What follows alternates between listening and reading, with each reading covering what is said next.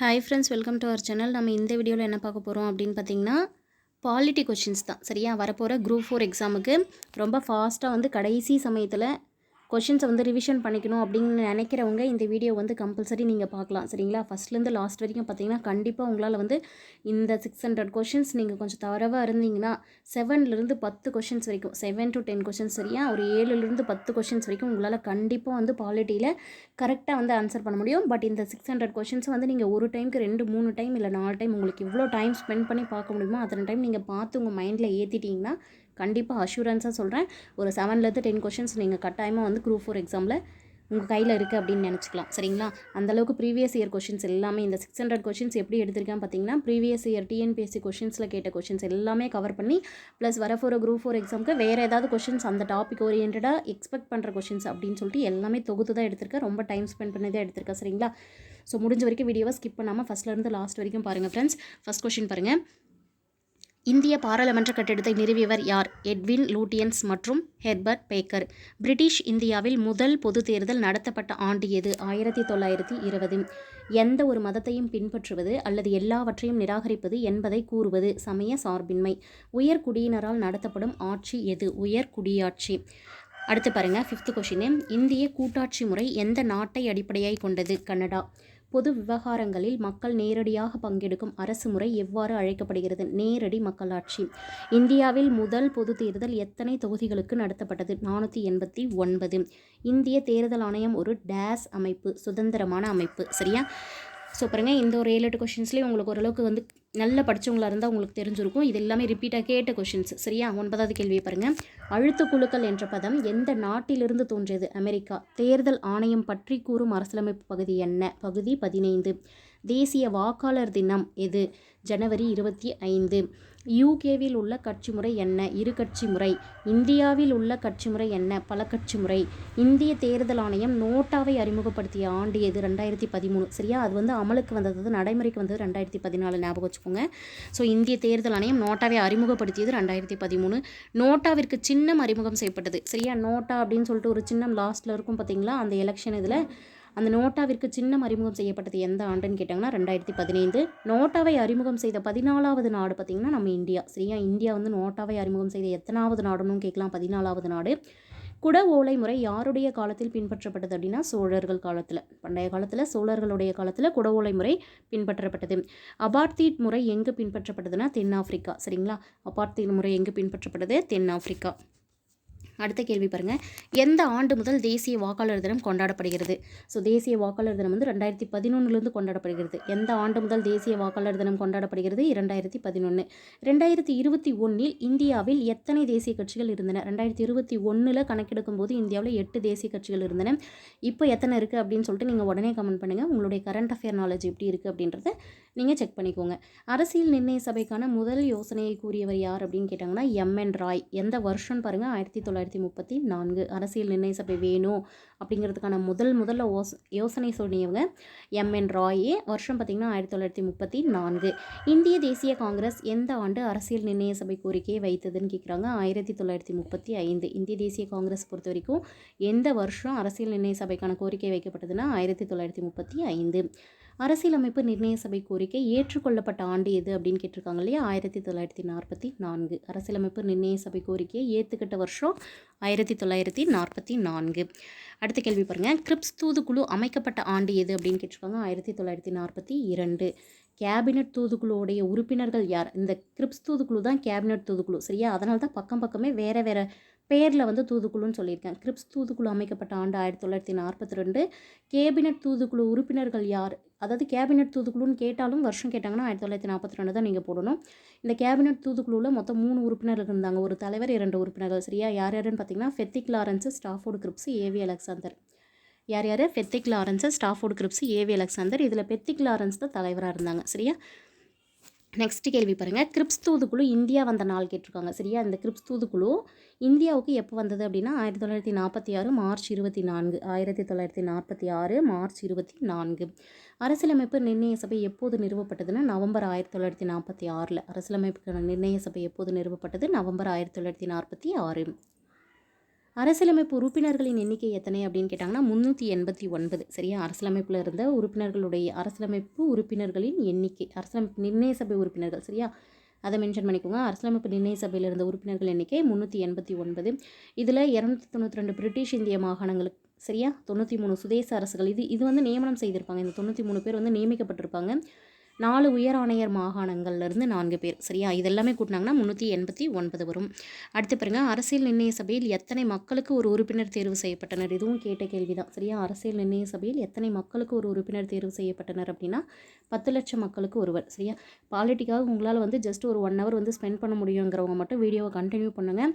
உங்களுக்கு வந்து 1 ஹவர் நம்ம உட்காந்து ஒரு 600 கொஷின்ஸ் நம்மளால் வந்து ரிப்பீட் பண்ண முடியாது, ரிவிஷன் பண்ண முடியாதுங்கிறவங்க இங்கேயே வீடியோவை ஸ்கிப் பண்ணிட்டு போயிடுங்க. சரிங்களா? நெக்ஸ்ட் கேள்வி பாருங்கள், அரசியல் நிர்ணய சபை உறுப்பினர்கள் எவ்வாறு தெரிவு செய்யப்பட்டனர்னா ஒற்றை மாற்று வாக்குமுறையிலான விகிதாச்சார பிரதிநிதித்துவப்படி. அரசியல் நிர்ணய சபைக்கான உறுப்பினர்களை எவ்வாறு தெரிவு செய்தனர்? ஒற்றை மாற்று வாக்குமுறையிலான விகிதாச்சார பிரதிநிதித்துவம். அரசியலமைப்பு நிர்ணய சபை எவ்வகை அமைப்பு அப்படின்னு கேட்டிருக்காங்க. பகுதியளவு தேர்ந்தெடுக்கப்பட்ட உறுப்பினர்கள், அதாவது பாதி எலெக்ஷனில் தேர்ந்தெடுத்தாங்க, பகுதியளவு நியமிக்கப்பட்ட உறுப்பினர் அமைப்பு. சரியா? அந்த சுதேச அரசர்கள்லாம் வந்து நியமனம் தான் செய்திருப்பாங்க. அவங்க பார்த்து யாரை சொல்கிறாங்களோ அவங்கள தான் வந்து உறுப்பினராக்கியிருப்பாங்க. அரசியலமைப்பு நிர்ணய சபையின் முதல் கூட்டம் எப்போது நடைபெற்றதுன்னு கேட்டிருக்காங்க இல்லையா? 1946 டிசம்பர் 9. அரசியலமைப்பு நிர்ணய சபையின் முதல் கூட்டம் எப்போது நடைபெற்றது? 1946 டிசம்பர் 9. இதுவும் ப்ரீவியஸ் இயர் கொஷின்ஸு. அரசியலமைப்பு நிர்ணய சபையின் முதல் கூட்டத்தில் எத்தனை நபர்கள் கலந்து கொண்டனர் அப்படின்னா 211. Asked questions already. அரசியலமைப்பு நிர்ணய சபையின் தற்காலிக தலைவர் ஆல்ரெடி கேட்டிருக்காங்க, சச்சிதானந்த சின்ஹா. அரசியலமைப்பு நிர்ணய சபையுடைய தற்காலிக தலைவர் சச்சிதானந்த சின்ஹா. ஸோ அரசியலமைப்பு நிர்ணய சபையோட 2வது கூட்டம் எப்போ நடந்ததுன்னா 2 நாள் கழிச்சு. சரியா? 1946 டிசம்பர் 11. இதில் தான் வந்து நிரந்தர தலைவரை தேர்ந்தெடுத்திருப்பாங்க. அரசியலமைப்பு நிர்ணய சபையின் நிரந்தர தலைவர் யாருன்னு கேட்டாங்கன்னா டாக்டர் ராஜேந்திர பிரசாத். அரசியலமைப்பு நிர்ணய சபையுடைய துணைத் தலைவர்களாக 2 பேர் இருந்திருக்காங்க. அவங்க முக்கியமானது HC முகர்ஜி மற்றும் VT கிருஷ்ணமாச்சாரி. இதுவும் கேட்ட கொஸ்டின். சரியா? இப்போ ரீசெண்ட் டைம்லேயே ஒரு கொஸ்டினில் கேட்டிருந்தாங்க. அரசியலமைப்பு நிர்ணய சபையின் துணைத் தலைவர்கள் HC முகர்ஜி மற்றும் VT கிருஷ்ணமாச்சாரி. அரசியலமைப்பு நிர்ணய சபையின் இறுதி கூட்டம் எப்போது கூடியது அப்படின்னா ஜனவரி 24, 1950. சரியா? அரசியலமைப்பு நிர்ணய சபைக்கான இறுதி கூட்டம் எப்போது கூடியது? ஜனவரி 24, 1950. ஜவஹர்லால் நேருவின் குறிக்கோள் தீர்மானம் எப்போது கொண்டு வரப்பட்டது? டிசம்பர் 13, 1946. சரியா? ஜவஹர்லால் நேருடைய குறிக்கோள் தீர்மானம் எப்போது கொண்டு வரப்பட்டதுன்னா டிசம்பர் 13, 1946. நேருவோடைய குறிக்கோள் தீர்மானம் ஏற்றுக்கொள்ளப்பட்ட நாள் கொண்டு வரப்பட்டதுன்னு கேட்டால் டிசம்பர் 13, 1946. ஏற்றுக்கொள்ளப்பட்டதுன்னு கேட்டால் ஜனவரி 22, 1947. 2 டேட்டுமே ரொம்ப முக்கியமானது. சரியா? அடுத்த கேள்வி பாருங்கள், அரசியல் நிர்ணய சபையின் 2 பகுதிகள் கேட்டிருக்காங்க. அரசியல் நிர்ணய சபையை வந்து 2ஆக பிரிச்சிருப்பாங்க. ஒன்று அரசியலமைப்பு சார்ந்த அமைப்பாக இருக்கும், இன்னொன்று வந்து சட்டமன்ற அமைப்பாக இருக்கும். சரியா? இதில் அரசியலமைப்பு ஓரியன்டான அமைப்புக்கு தலைவராக இருந்தவங்க வந்து டாக்டர் ராஜேந்திர பிரசாத். சட்டமன்ற அமைப்பாக செயல்படும் போது தலைவராக இருந்தவங்க GV மாவலங்கர். அதனால தான் இந்த இந்தியாவுடைய முதல் சபாநாயகர் யாருன்னு கேள்வி கேட்டாங்கன்னா நம்ம GV மாவலங்கர் சொல்லணும். ஏன்னா சட்டமன்ற அமைப்பாக அரசியலமைப்பு நிர்ணய சபை செயல்படும் போது அதோடைய தலைவராக இருந்தவங்க GV மாவலங்கர். சரியா? அடுத்த கேள்வி பாருங்கள், காமன்வெல்த் கூட்டமைப்பில் இந்தியா உறுப்பினராக ஆன ஆண்டு கேட்டிருக்காங்க. 1949. காமன்வெல்த் கூட்டமைப்பில் இந்தியா உறுப்பினராக ஆன ஆண்டு 1949. இது வரைக்கும் பாருங்கள், இந்த 45 கொஷின்ஸ்லேயே ஒரு 4 to 5 கொஷின்ஸ் மட்டும் தான் கேட்காத கொஷின்ஸாக எக்ஸ்பெக்ட் பண்ணுற மாதிரி கொஷின்ஸ் இருக்கும். இது எல்லாமே ஆல்ரெடி கேட்ட கொஷின்ஸாக தான் இருக்கும். சரியா? அதே மாதிரி தான் ஒவ்வொரு கொஷினையும் தேடி எத்தனை கொஷின்ஸ் வந்து ஆல்ரெடி கேட்டாங்களோ எல்லா கொஷினுமே இந்த வீடியோவில் வந்து கம்ப்ளீட்டாக தொகுத்து கொடுத்துட்டேன். சரிங்களா? அடுத்த கேள்வி பாருங்கள், தேசிய கொடி ஏற்கப்பட்ட நாள் எதுன்னு கேட்டிருக்காங்க. ஜூலை 22, 1947. தேசிய பாடல் மற்றும் தேசிய கீதம் ஏற்றுக்கொள்ளப்பட்ட நாள் கேட்டாங்கன்னா ஜனவரி 24, 1950. தேசிய பாடலும் தேசிய கீதமும் ஏற்றுக்கொள்ளப்பட்ட நாள் ஜனவரி 24, 1950. இந்தியாவின் முதல் குடியரசுத் தலைவர் யாருன்னு கேட்டாங்கன்னா டாக்டர் ராஜேந்திர பிரசாத். இந்தியாவின் முதல் குடியரசுத் தலைவர் டாக்டர் ராஜேந்திர பிரசாத். அரசியல் நிர்ணய சபை நடைபெற்ற காலம் எவ்வளவுன்னு கேட்டாங்கன்னா 2 ஆண்டுகள் 11 மாதங்கள் 18 நாட்கள். 2 ஆண்டுகள் 11 மாதங்கள் 18 நாட்கள். இந்தியாவின் அரசியலமைப்பு சட்டம் எத்தனை நாடுகளுடைய அரசியலமைப்பு சட்டங்கள்லேருந்து எடுக்கப்பட்டது? ஸோ இந்தியாவுடைய அரசியலமைப்பு சட்டத்தை வந்து எத்தனை நாடுகளுடைய அரசியலமைப்பு சட்டத்தை பேஸ் பண்ணி எடுத்திருக்காங்க அப்படின்னு பார்த்தீங்கன்னா 60 நாடுகள். அரசியலமைப்பு சட்டம் உருவாக்க எவ்வளவு செலவானதுன்னு கேட்டாங்கன்னா 64 லட்சம். அரசியலமைப்பு சட்டம் உருவாக்க எவ்வளவு செலவானது? 64 லட்சம். அரசியலமைப்பு வரைவிற்கு எத்தனை நாட்கள் எடுத்துக்கொள்ளப்பட்டது அப்படின்னு பார்த்தீங்கன்னா இந்த அரசியலமைப்பை வந்து வரைந்து முடிப்பதற்கு 114 நாட்கள் எடுத்துக்கொள்ளப்பட்டது. அடுத்த கேள்வி பாருங்கள், அரசியலமைப்பு நிர்ணய சபையில் பெரிய குழுக்கள் எத்தனை, சிறிய குழுக்கள் எத்தனை அப்படின்னு ஒரு கேள்வி இருக்குது. பெரிய குழுக்கள் பார்த்திங்கன்னா 8 இருந்திருக்கும், சிறிய குழுக்கள் 13 இருந்திருக்கும். மத்திய அதிகார குழுவுடைய தலைவர், இதில் பார்த்திங்கன்னா மத்திய அதிகார குழுவின் தலைவர் ஜவஹர்லால் நேரு. வரைவு குழுவின் தலைவர் யாருன்னு கேட்டாங்கன்னா டாக்டர் BR அம்பேத்கர். இதெல்லாம் முக்கியமான கொஷின்ஸ், இதெல்லாம் ஆஸ்க்டுன்னு முக்கியமான கொஷின்ஸு.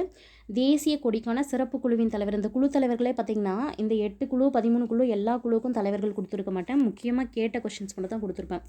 தேசிய கொடிக்கான சிறப்பு குழுவின் தலைவர் டாக்டர் ராஜேந்திர பிரசாத். மொழிவாரி மாகாணங்கள் குழுவின் தலைவர் யார் அப்படின்னு கேட்டாங்கன்னா எஸ்கே தார்.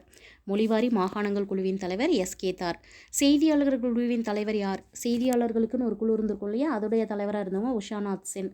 அரசியலமைப்பு வரைவு குழுவின் உருவாக்கப்பட்ட நாள், அரசியலமைப்பு வரைவு குழு, அதாவது அரசியலமைப்பை வரைவதற்கான அந்த குழு உருவாக்கப்பட்ட நாள் ஆகஸ்ட் 29, 1947. ரொம்ப முக்கியமான கொஷின். ஆகஸ்ட் 29, 1947. வரைவு குழுவில் எத்தனை உறுப்பினர்கள் இடம்பெற்றிருந்ததுன்னா மொத்தம் 7 பேர். ஏன் 1+6 அப்படின்னு பார்த்தீங்கன்னா அதில் தலைவராக இருந்தது டாக்டர் பிஆர் அம்பேத்கர் இல்லையா, அவரையும் சேர்த்து தான் மொத்தம் வரைவு குழுவில் 7 பேர் இருந்திருப்பாங்க. அரசியலமைப்பு சட்டத்தில் எத்தனை திருத்தங்கள் முன்வைக்கப்பட்டதுன்னு கேட்டாங்கன்னா 7653 திருத்தங்கள். அரசியலமைப்பு சட்டத்தில் எத்தனை திருத்தங்கள் முன்வைக்கப்பட்டது? 7653. இதில் எத்தனை திருத்தங்கள் விவாதத்திற்கு எடுத்துக்கிட்டாங்கன்னு பார்த்தீங்கன்னா 2473 திருத்தங்கள் விவாதங்களுக்கு எடுத்துக்கொள்ளப்பட்டது. அடுத்த கேள்வி பாருங்கள். நவீன கால மனு இந்திய அரசியலமைப்பின் தலைமைச் சிற்பி என அழைக்கப்பட்டவர் யார் அப்படின்னு பார்த்தீங்கன்னா அம்பேத்கர். நவீன கால மனு இந்திய அரசியலமைப்பின் தலைமைச் சிற்பி என அழைக்கப்பட்டவர் டாக்டர் பிஆர் அம்பேத்கர். அரசியலமைப்பு நிர்ணய சபையின் மொத்த உறுப்பினர்கள் எத்தனை பேர் அப்படின்னு கேட்டாங்கன்னா 299. அரசியலமைப்பு நிர்ணய சபை இருக்கு இல்லையா, அதில் மொத்த உறுப்பினர்கள் 299. இதில் வருகை புரிந்த உறுப்பினர்கள் 284. ஆரம்பத்தில் அரசியலமைப்பில் ஒரு முகவுரை இருந்தது, 395 விதிகள் இருந்தது, அட்டவணைகள் 8 இருந்தது. இது ஞாபகம் வச்சுக்கோங்க. ஆரம்பத்தில் என்ன இருந்ததுன்ட்டு முகவுரை 1, விதிகள் 395, அட்டவணைகள் 8. சரியா? இந்த இடத்துல உங்களுக்கு ஒரு கேள்வி என்ன அப்படின்னா, இப்போ முகவுரை 1 தான் இருக்குது, விதிகள் எத்தனை இருக்குது, அட்டவணைகள் எத்தனை இருக்குது அப்படிங்கிறத கமெண்ட் பண்ணுங்கள். சரியா? அடுத்த கேள்வி. அரசியலமைப்பு சட்டம் நடைமுறைக்கு வந்த நாள் கேட்டிருக்காங்க. குடியரசு தினமாக கொண்டாடுறோம் இல்லையா, அதுதான் அரசியலமைப்பு சட்டம் நடைமுறைக்கு வந்த நாள் ஜனவரி 26. வருஷம் ஞாபகம் வச்சுக்கோங்க 1950. காங்கிரஸ் தான் அரசியலமைப்பு சபை, அரசியலமைப்பு சபை தான் காங்கிரஸ் என்று கூறியவர் கிரான்வில் ஆஸ்டின். சரியா? காங்கிரஸை பார்த்து காங்கிரஸ் தான் அரசியலமைப்பு சபை, அதாவது அரசியலமைப்பு சபையை பொறுத்த வரைக்கும் நிறைய காங்கிரஸ் உறுப்பினர்கள் தான் இருக்காங்க, அதனால் காங்கிரஸ் தான் அரசியலமைப்பு தான் காங்கிரஸ் என்றவர் யாருன்னு கேட்டாங்கன்னா கிரான்வில் ஆஸ்டின். அரசியலமைப்பு நிர்ணய சபையின் சின்னம் எது அப்படின்னு கேட்டாங்கன்னா யானை. சரியா? அரசியலமைப்பு நிர்ணய சபையோட சின்னம் எது? யானை. அரசியலமைப்பு நிர்ணய சபையின் சட்ட ஆலோசகர் யாருன்னு கேட்டாங்கன்னா BN ராவ். சரியா? இதுவும் ஆல்ரெடி கேட்ட கொஷின் தான். அரசியலமைப்பு நிர்ணய சபையின் சின்னம், அரசியலமைப்பு நிர்ணய சபையோட சட்ட ஆலோசகர் எல்லாமே கேட்ட கொஷின். BN ராவ். அரசியல் கட்சிகளுடைய 3 கூறுகள், இப்போ ரீசன்ட் டைமில் கேட்ட கொஷின் கூட இதுதான். அரசியலமைப்பு கட்சிகளில் 3 கூறுகள் முக்கியமானது இருக்குது. என்னென்ன அப்படின்னு பார்த்தீங்கன்னா தலைவர், தொண்டர்கள், அதற்கு கீழே உறுப்பினர்கள். அரசியல் கட்சிகளின் வகைகள்னு கேட்கும்போது ஒரு கட்சி, இரு கட்சி, பல கட்சின்னு சொல்லி 3ஆக பிரிக்கிறாங்க. சரியா?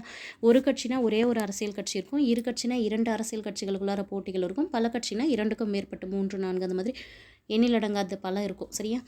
அடுத்தது பாருங்கள். ஒரு கட்சி முறை என்றால் என்னென்னா ஒரே ஒரு அரசியல் கட்சி மட்டும் அரசாங்கத்தை ஏற்படுத்துவது.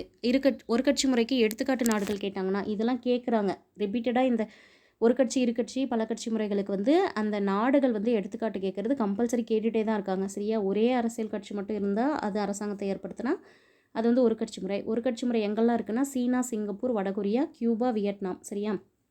சீனா, சிங்கப்பூர், வடகொரியா, கியூபா, வியட்நாம். இருகட்சி முறை எங்கெல்லாம் இருக்குதுன்னு பார்த்தீங்கன்னா 2 கட்சிகள் அதிகாரம் பெற்றிருக்கணும். இருகட்சி முறைக்கு உதாரணம் ஒன்று அமெரிக்கா, இன்னொன்று ஐக்கிய நாடுகள். இந்த அமெரிக்காவில் 2 அரசுகள் இருக்கும் இல்லையா, ஒன்று குடியரசு, இன்னொன்று சுதந்திரா கட்சி. ஒன்று குடியரசு கட்சி, இன்னொன்று சுதந்திரா கட்சி. அதுவே ஐக்கிய நாடுகள், அதாவது இங்கிலாந்தை பொறுத்த வரைக்கும் 2 இருக்கும், பழமைவாத கட்சி மற்றும் தொழிலாளர் கட்சி. பழமைவாத கட்சி மற்றும் தொழிலாளர் கட்சி. அடுத்த கேள்வி பாருங்கள். பல கட்சி முறை என்றால் என்ன அப்படின்னு கேட்டிருக்காங்க இல்லையா, 3 அல்லது அதற்கு மேற்பட்ட கட்சிகளிடையே போட்டி இருந்ததுன்னா அது பல கட்சி முறைன்னு சொல்லுவோம். பல கட்சி முறைக்கு உதாரணம் எது அப்படின்னு பார்த்தீங்கன்னா India, Ilangai, Italy, France, Sweden, Norway. India, Ilangai, Italy, France, Sweden, Norway. அரசியல் கட்சிகளை பதிவு செய்வது எங்கே அப்படின்னு பார்த்தோம்னா தேர்தல் ஆணையத்தில் பதிவு செய்வோம். அரசியல் கட்சிகளை எங்கே பதிவு செய்வோம்? தேர்தல் ஆணையத்தில். தேர்தல் ஆணையத்தில் பதிவு செய்யணும் அப்படின்னா ஒரு அரசியல் கட்சி இருக்குது அப்படின்னா அதில் குறைந்தபட்சம் எத்தனை உறுப்பினர்கள் இடம்பெற்றிருக்கணும் அப்படின்னா 100 உறுப்பினர்கள் இருக்கணும். தேசிய கட்சிகள் ஆவதற்கு தகுதிகள் என்ன அப்படின்னு கேட்டிருக்காங்க பாருங்கள். ஒரு கட்சியை நம்ம தேசிய கட்சியாக சொல்லணும் அப்படின்னா இதில் ஏதாவது ஒன்று இருக்கணும். சரியா? மக்களவை தேர்தலாக அல்லது மாநில சட்டமன்ற தேர்தலில் செல்லத்தக்க வாக்குகளில் 6% வாக்குகள் பெற வேண்டும். இது ஒன்று. சரியா? மக்களவை தேர்தலாக இருந்தாலும் சரி, மாநில சட்டமன்ற தேர்தலாக இருந்தாலும் சரி, செல்லக்கூடிய வாக்குகளில் 6% வாக்குகள் பெற வேண்டும். 1 அல்லது 1க்கும் மேற்பட்ட மாநிலங்களில் 4 மக்களவை தொகுதிகளில் வெற்றி பெற்றிருக்கணும். இது முடிக்கலைன்னா இதாவது வரணும். 1 அல்லது 1க்கும் மேற்பட்ட மாநிலங்களில் மொத்தமாக 4 மக்களவை தொகுதிகளில் வெற்றி பெற வேண்டும். அப்படி இல்லைன்னா லாஸ்ட்டாக நடந்த மக்களவைத் தேர்தலில் குறைந்தபட்சம் 3 மாநிலங்களில் 2% தொகுதியில் இடம்பெறணும். ஏதாவது ஒரு மாநிலமோ இல்லை எந்த மாநிலமாக இருந்தாலும் சரியா, ஏதாவது ஒன்று அல்லது ஒன்றுக்கு மேற்பட்ட மாநிலம் மொத்தமாக 4 மக்களவைத் தொகுதியில் வெற்றி பெறணும். அப்படி இல்லைனா குறைந்தபட்சமாக 3 மாநிலங்களில் போயிட்டு 2% தொகுதிகள், அந்தந்த மாநிலங்களில் எத்தனை சதவீதம் பார்த்திங்கன்னா 2% தொகுதிகளில் வெற்றி பெறணும் அப்படின்னு சொல்கிறாங்க. சரியா, இதில் ஏதாவது ஒன்று இருந்தால் தேசிய கட்சியாக அது தகுதி பெறும். பிராந்திய அல்லது மாநில கட்சிக்கான தகுதி என்ன அப்படின்னு பார்த்தோம்னா, மாநில சட்டப்பேரவை தேர்தல் இருக்கு இல்லையா, அதில் 6% செல்லத்தக்க வாக்குகள் பெறணும். அப்படி இல்லைனா 25 தொகுதிகளுக்கு ஒரு மக்களவை தொகுதி. சரியா, 25 தொகுதிக்கு ஒரு தொகுதி, 25 தொகுதிக்கு ஒரு தொகுதி, 50 தொகுதியாக இருந்தால் 2, 75 தொகுதியாக இருந்தால் 3, அந்த மாதிரி 25 தொகுதிகளுக்கு ஒரு மக்களவை தொகுதின்னு சொல்லிட்டு வெற்றி பெறணும். அப்படி இல்லைனா 2 சட்டப்பேரவை தொகுதிகளில் வெற்றி பெறணும். மாநில சட்டமன்ற மொத்த தொகுதிகளில் 3% தொகுதியில் வெற்றி பெறணும். இதுவும் செய்ய முடியல அப்படின்னு பண்ணும்போது லாஸ்ட்டாக மாநில சட்டமன்ற தேர்தல் நடக்குது இல்லையா, அதில் மொத்தமாக எத்தனை தொகுதிகள் இருக்கோ அதில் 3% தொகுதிகளை வெற்றி பெற வேண்டும். இதில் ஏதாவது ஒன்று அவங்க கம்ப்ளீட் பண்ணாங்கன்னா பிராந்திய கட்சி, அதாவது மாநில கட்சியாக தகுதி பெறுவாங்க. எந்த கட்சியிலும் சேராமல் மக்களவை அல்லது சட்டமன்ற தேர்தலில் போட்டியிடுற வேட்பாளருக்கு பேர் என்ன, அவங்க யார் அப்படின்னு கேட்டிருக்காங்க. எந்த கட்சியிலும் சேராமல் மக்களவை அல்லது சட்டமன்ற தேர்தலில் போட்டியிடும் வேட்பாளர் யாருன்னு பார்த்தீங்கன்னா சுயேட்சை வேட்பாளர். தேர்தல் சின்னங்கள் ஆணை கொண்டு வரப்பட்ட ஆண்டு கேட்டிருக்காங்க. தேர்தல் சின்னங்கள் ஆணை கொண்டு வரப்பட்ட ஆண்டு 1968. அடுத்த கேள்வி பாருங்கள், சின்னங்கள் எவ்வாறு வகைப்பாடு செய்யப்பட்டுள்ளதுன்னா ஒதுக்கப்பட்ட சின்னங்கள் மற்றும் ஒதுக்கப்படாத சின்னங்கள். சின்னங்களையே 2ஆக பிரிச்சிருப்பாங்க. சரியா, ஒன்று ஒதுக்கப்பட்ட சின்னங்கள், இன்னொன்று ஒதுக்கப்படாத சின்னங்கள்.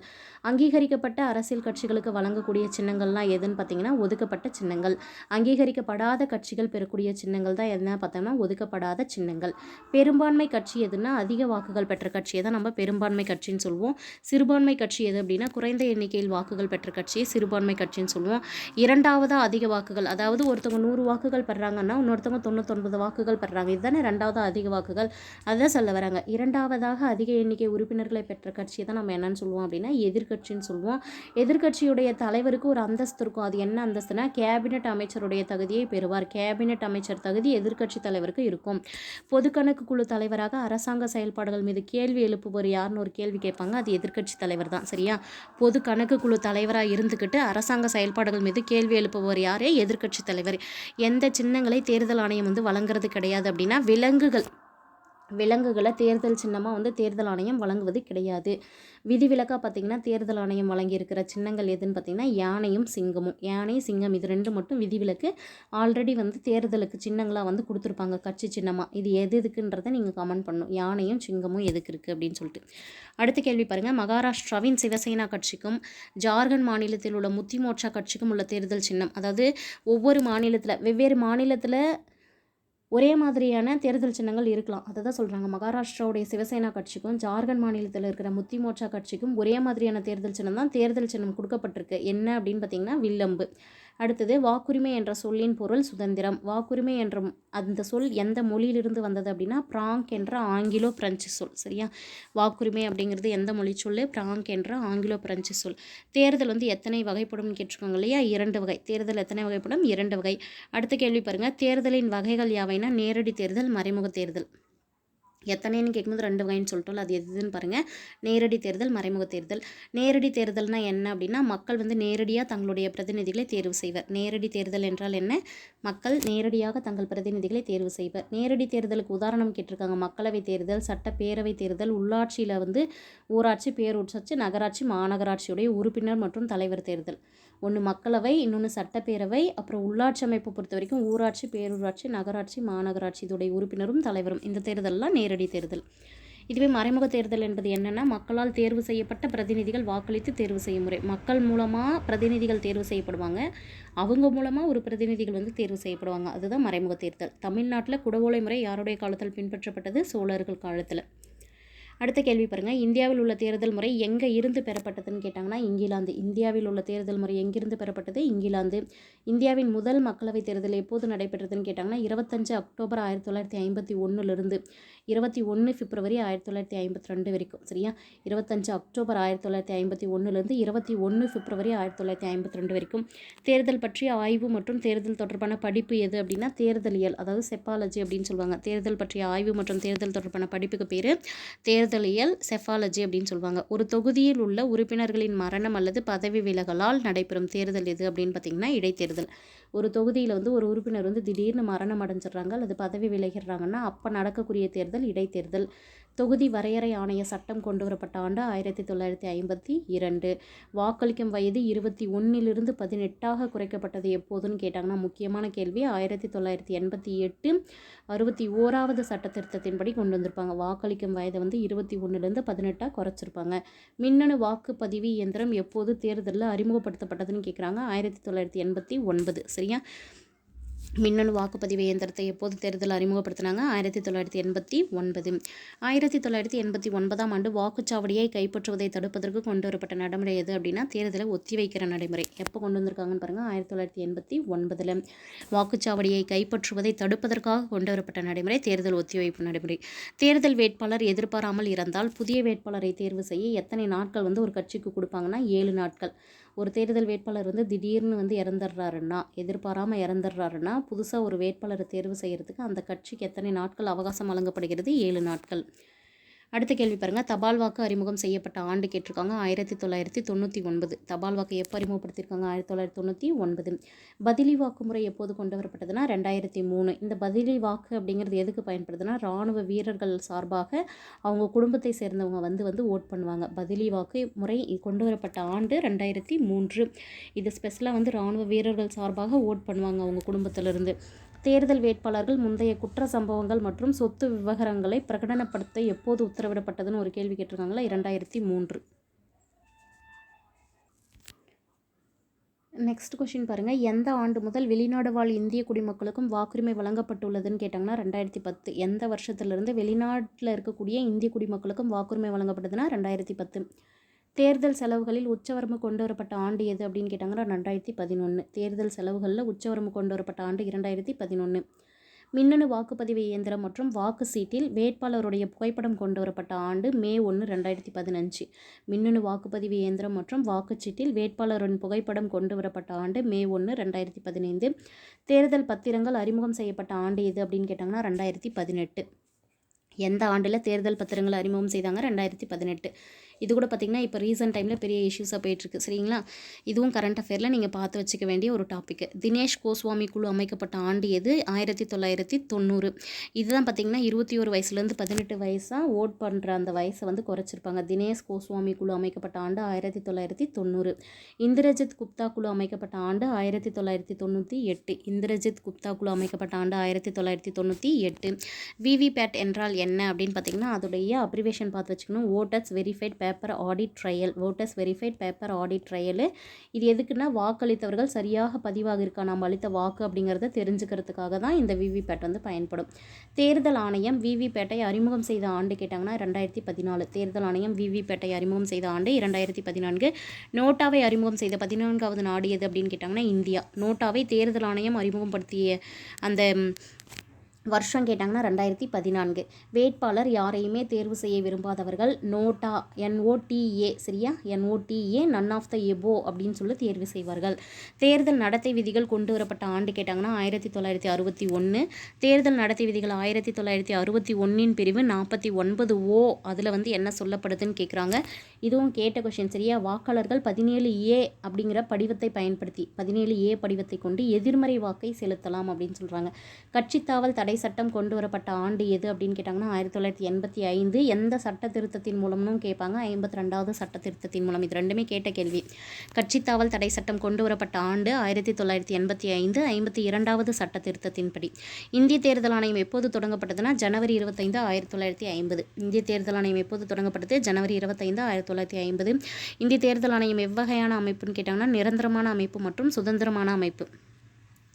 இந்திய தேர்தல் ஆணையம் பற்றி கூறும் அரசியலமைப்பின் பகுதி எது? பகுதி 15. இந்திய தேர்தல் ஆணையம் பற்றி கூறும் அரசியலமைப்பின் பகுதி 15. இந்திய தேர்தல் ஆணையம் பற்றிய சட்டக்கூறுகள் எது அப்படின்னு கேட்டாங்கன்னா சட்டப்பிரிவு 324லிருந்து 329A வரைக்கும். தேர்தல் ஆணையம் நடத்தும் தேர்தல்கள் எது எதுன்னு கேட்டிருக்காங்க. தேர்தல் ஆணையம் குடியரசுத் தலைவர் தேர்தல், துணை குடியரசுத் தலைவர் தேர்தல், பாராளுமன்ற தேர்தல், சட்டமன்ற தேர்தல் இது எல்லாமே தேர்தல் ஆணையத்தால் நடத்தப்படுது. வாக்காளர் பட்டியல் தயாரிப்பது யார் அப்படின்னு கேட்டாங்கன்னா தேர்தல் ஆணையம். வாக்காளர் பட்டியல் வந்து தேர்தல் ஆணையம் தான் தயார் செய்கிறாங்க. தேர்தல் வழிகாட்டி மற்றும் கட்டுப்படுத்தும் அமைப்பு எது அப்படின்னு கேட்டாங்கன்னா தேர்தல் வழிகாட்டி மற்றும் கட்டுப்படுத்தும் அமைப்பு தேர்தல் ஆணையம். தலைமை தேர்தல் ஆணையர் மற்றும் பிற தேர்தல் ஆணையர்களை நியமனம் செய்பவர் யார் அப்படின்னு கேட்டாங்கன்னா குடியரசுத் தலைவர். தேர்தல் ஆணையர்களின் பதவி காலத்தை நிர்ணயிப்பவர், அதாவது தேர்தல் ஆணையர்கள் எவ்வளவு காலம் வந்து பதவியில் இருக்கணும் அப்படின்னு சொல்லிட்டு அந்த பதவி காலத்தை வந்து நிர்ணயிப்பவர் குடியரசுத் தலைவர்.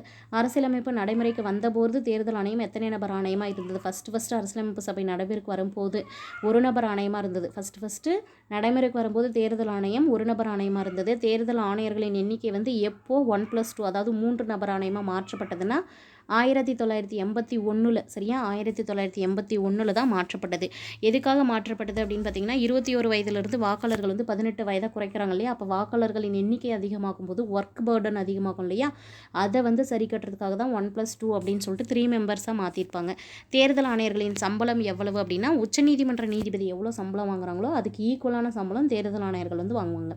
இந்திய தேர்தல் ஆணையர்களின் காலம் எவ்வளவு, அதாவது அவங்களுடைய பதவி காலம் வந்து 6 ஆண்டுகள் அல்லது 65 வயது வரை. இதில் எது முன்ன வருதோ அப்போ அவங்களுடைய பதவி காலம் வந்து முடிஞ்சிடும். தேர்தல் ஆணையர்கள் எவ்வாறு பதவி நீக்கம் செய்யப்படுவர் அப்படின்னா உச்சநீதிமன்ற நீதிபதியை எப்படி பதவி நீக்கம் செய்கிறாங்களோ அந்த மாதிரி தேர்தல் ஆணையர்களை பதவி நீக்கம் செய்வாங்க. சரியா, தேர்தல் ஆணையத்தின் முக்கிய பணிகள் என்ன? தேர்தல் ஆணையம் என்னெல்லாம் முக்கியமான பணிகளாக செய்யுது அப்படின்னா நிறைய ஒர்க் பண்ணுறாங்க. அதில் முக்கியமானது பாருங்கள், வாக்காளர் பட்டியல் தயாரிப்பது, தேர்தலை நடத்துதல், அரசியல் கட்சிகளுக்கு அங்கீகாரம் அளிப்பது, சின்னங்களை ஒதுக்குதல், நியாயமான தேர்தலை உறுதி செய்தல். அடுத்தது பாருங்கள், வேட்பாளர்களின் சொத்து விவரங்களை பெற யாருக்கு வந்து முழு அதிகாரம் இருக்குது அப்படின்னு பார்த்தீங்கன்னா தேர்தல் ஆணையத்துக்கு. தமிழ்நாடு மாநில தேர்தல் ஆணையம் எவ்வகையான அமைப்புனா இதே மாதிரி தான் சுதந்திரமான மற்றும் மாநில அளவிலான ஒரு அமைப்பு. தமிழ்நாடு மாநில தேர்தல் ஆணையம் உருவாக்க காரணமாக இருந்த சட்ட திருத்தங்கள் எதுன்னு பார்த்தீங்கன்னா 73 மற்றும் 74வது சட்ட திருத்தங்கள். இது வந்து உள்ளாட்சி அமைப்புகளுக்கான தேர்தல் பற்றிய சட்ட திருத்தங்கள். 73 மற்றும் 74வது சட்ட திருத்தங்கள். தமிழ்நாடு மாநில தேர்தல் ஆணையம் எப்போது நிறுவப்பட்டதுன்னு ஒரு கேள்வி கேட்பாங்க. ஜூலை 15, 1994. உள்ளாட்சி அமைப்புக்கு முதல் தேர்தல் எப்போ நடைபெற்றதுன்னா 1996. உள்ளாட்சி அமைப்புகளுக்கு ஃபஸ்ட்டு எப்போ எலெக்ஷன் நடக்குது? 1996. அடுத்து பாருங்கள், மாநில மற்றும் ஒன்றிய பணிகளின் தேர்தல் பணிகளை மேற்பார்வை செய்பவர் யாருன்னு கேட்டிருக்காங்க. மாநில அளவிலையும் ஒன்றிய அளவிலையும் ஒன்றிய பணிகளுடைய தேர்தல் பணிகளை வந்து மேற்பார்வை செய்வர் தலைமை தேர்தல் அதிகாரி. சிஇஓன்னு சொல்கிற தலைமை தேர்தல் அதிகாரி தான் மாநில மற்றும் ஒன்றிய பணிகளுடைய தேர்தல் பணிகளை மேற்பார்வை செய்வார்.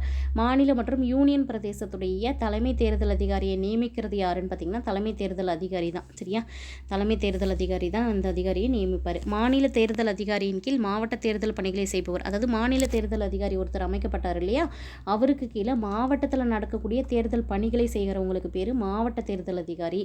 மாவட்ட தேர்தல் அதிகாரியை யார் வந்து நியமனம் செய்வாங்க அப்படின்னா மாநில அரசாங்க பணியாளர் ஒருத்தர் அந்த போஸ்ட்டில் வந்து நியமிக்கப்படுவாங்க. மாவட்ட தேர்தல் அதிகாரியாக யாரை வந்து நியமிப்பாங்க? மாநில அரசாங்கத்துடைய பணியாளர் ஒருத்தங்களை. ஒரு குறிப்பிட்ட நாடாளுமன்ற அல்லது சட்டமன்ற தொகுதிகளில் தேர்தலை நடத்துபவர் யார் அப்படின்னு பார்த்தீங்கன்னா தேர்தல் நடத்தும் அலுவலர். ஒரு நாடாளுமன்ற தொகுதியாக இருந்தாலும் சரி, சட்டமன்ற தொகுதியாக இருந்தாலும் சரி, அதில் தேர்தலை நடத்துறதுக்குன்னு ஒருத்தவங்களை வந்து நியமனம் செய்திருப்பாங்க. அவங்களுக்கு பேர் தேர்தல் நடத்தும் அலுவலர். 1 அல்லது 2 தேர்தல் அலுவலர்களை சில நேரங்களில் நியமிக்க தேர்தல் ஆணையத்திற்கு அதிகாரம் உண்டு. ஸோ ஒரு தொகுதி இருக்குது அப்படின்னா அந்த இடத்துல ஒரு தேர்தல் அதிகாரி போதுமா, சில சமயம் 2ஓ 3ஓ தேர்தல் அதிகாரி வேணுமா அப்படிங்கிற டிசிஷன்லாம் யார் எடுப்பாங்க அப்படின்னு பார்த்திங்கன்னா தேர்தல் ஆணையத்துக்கு அந்த அதிகாரம் இருக்குது. அடுத்த கேள்வி, தொகுதிகளில் வாக்காளர் பட்டியலை தயாரிக்கும் பணி யாருடையதுன்னு கேட்டிருக்காங்க. வாக்காளர் பதிவு அலுவலருடையது. தொகுதிகளில் வாக்காளர் பட்டியலை தயாரிக்கும் பணி யாருடையது? வாக்காளர் பதிவு அலுவலருடையது. வாக்குச்சாவடியில் தேர்தலை நடத்துபவர் யார் அப்படின்னு பார்த்தீங்கன்னா வாக்குச்சாவடி தலைமை அலுவலர். சரியா, வாக்குச்சாவடியை பொறுத்த வரைக்கும் தேர்தலை நடத்துறது யார்? வாக்குச்சாவடி தலைமை அலுவலர். வாக்குச்சாவடி தலைமை அலுவலர் மற்றும் வாக்குப்பதிவு அலுவலர்களை நியமிப்பவர் யார்? இந்த வாக்குச்சாவடியை பொறுத்த வரைக்கும் அதில் இருக்கக்கூடிய தலைமை அலுவலர், அப்புறம் வாக்குப்பதிவு செய்யக்கூடிய அலுவலர்கள், இதெல்லாம் நியமிக்கிறவங்க மாவட்ட தேர்தல் அதிகாரி. சரியா, இந்திய தேர்தல் ஆணையத்தின் முதல் தேர்தல் ஆணையர் யார் அப்படின்னு கேட்டாங்கன்னா சுகுமார் சென். இவர் தான் ஃபஸ்ட்டு இந்திய தேர்தல் ஆணையத்திற்கு தேர்தல் ஆணையராக வந்து நியமனம் செய்யப்பட்டவர். முதல் பெண் தலைமை தேர்தல் ஆணையராக வந்தவங்க யாருன்னு கேட்டாங்கன்னா விஎஸ் ரமாதேவி. அடுத்த கேள்வி பாருங்கள், 10வது தலைமை தேர்தல் ஆணையர் யார் அப்படின்னு கேட்டாங்கன்னா டிஎன் சேஷன். 10வது தலைமை தேர்தல் ஆணையர் டிஎன் சேஷன். இவருடைய காலத்தில் தான் பார்த்திங்கன்னா அந்த நம்மளுடைய ஓட்டர் ஐடியிலலாம் ஃபோட்டோ இருக்குல்ல பார்த்திங்களா, அது வந்து இவருடைய காலத்தில் தான் கொண்டு வரப்பட்டது. அதனால ஸ்பெசிஃபை பண்ணி இவங்களோடையும் எடுத்திருக்கு. 10வது தலைமை தேர்தல் ஆணையர் யார்? டிஎன் சேஷன். தற்போதைய தலைமை தேர்தல் ஆணையர் யார் அப்படின்னு சொல்லிட்டு நீங்கள் கமெண்ட் பண்ணணும். மக்களவை மற்றும் மாநில சட்டமன்ற தேர்தல் வயது வந்தோர் வாக்குரிமை அடிப்படையில் நடைபெற வேண்டும் என்று கூறக்கூடிய சட்டப்பிரிவு எது அப்படின்னு கேட்டாங்கன்னா 326வது சட்டப்பிரிவு. இந்த 326 அப்படிங்கிற ஆர்டிக்கலில் தான் மக்களவை தேர்தலாக இருந்தாலும் மாநில சட்டமன்ற தேர்தலாக இருந்தாலும் வயது வந்தோர் வாக்குரிமை, அதாவது 18 வயதானவங்க எல்லாருமே வந்து ஓட் பண்ண தகுதியானவர்கள் அப்படி அடிப்படையில் நடைபெறுறது அப்படின்னு சொல்கிற சட்டப்பிரிவு 326வது ஆர்டிக்கல். தேர்தலுக்கு வழிகாட்டல், கட்டுப்படுத்துதல், வழிநடத்தும் அமைப்பு தேர்தல் ஆணையம் என்று கூறக்கூடிய சட்டப்பிரிவு. ஸோ தேர்தலுக்கு என்னென்ன நடைமுறைகள் இருக்குன்னு வழிகாட்டுறது, அதை கட்டுப்படுத்துவது, வழிநடத்துகிற அமைப்பு எல்லாமே தேர்தல் ஆணையம் தான் அப்படின்னு ஒரு ஆர்டிக்கலில் சொல்லியிருக்காங்க. எதுன்னு பார்த்தீங்கன்னா சட்டப்பிரிவு 324. தேர்தல் விஷயங்களில் நீதிமன்றங்கள் தலையிடக்கூடாது அப்படின்னு சொல்லக்கூடிய ஆர்டிக்கல் எதுன்னு பார்த்தீங்கன்னா சட்டப்பிரிவு 329. அடுத்த கேள்வி, சிறை அல்லது காவல்துறையின் விசாரணையில் இருக்கும் ஒருவர் சட்டமன்ற அல்லது நாடாளுமன்ற தேர்தலில் போட்டியிட முடியாது என்ற வரலாற்று சிறப்புமிக்க தீர்ப்பை உச்சநீதிமன்றம் எப்போது வழங்கியதுன்னு கேட்குறாங்க.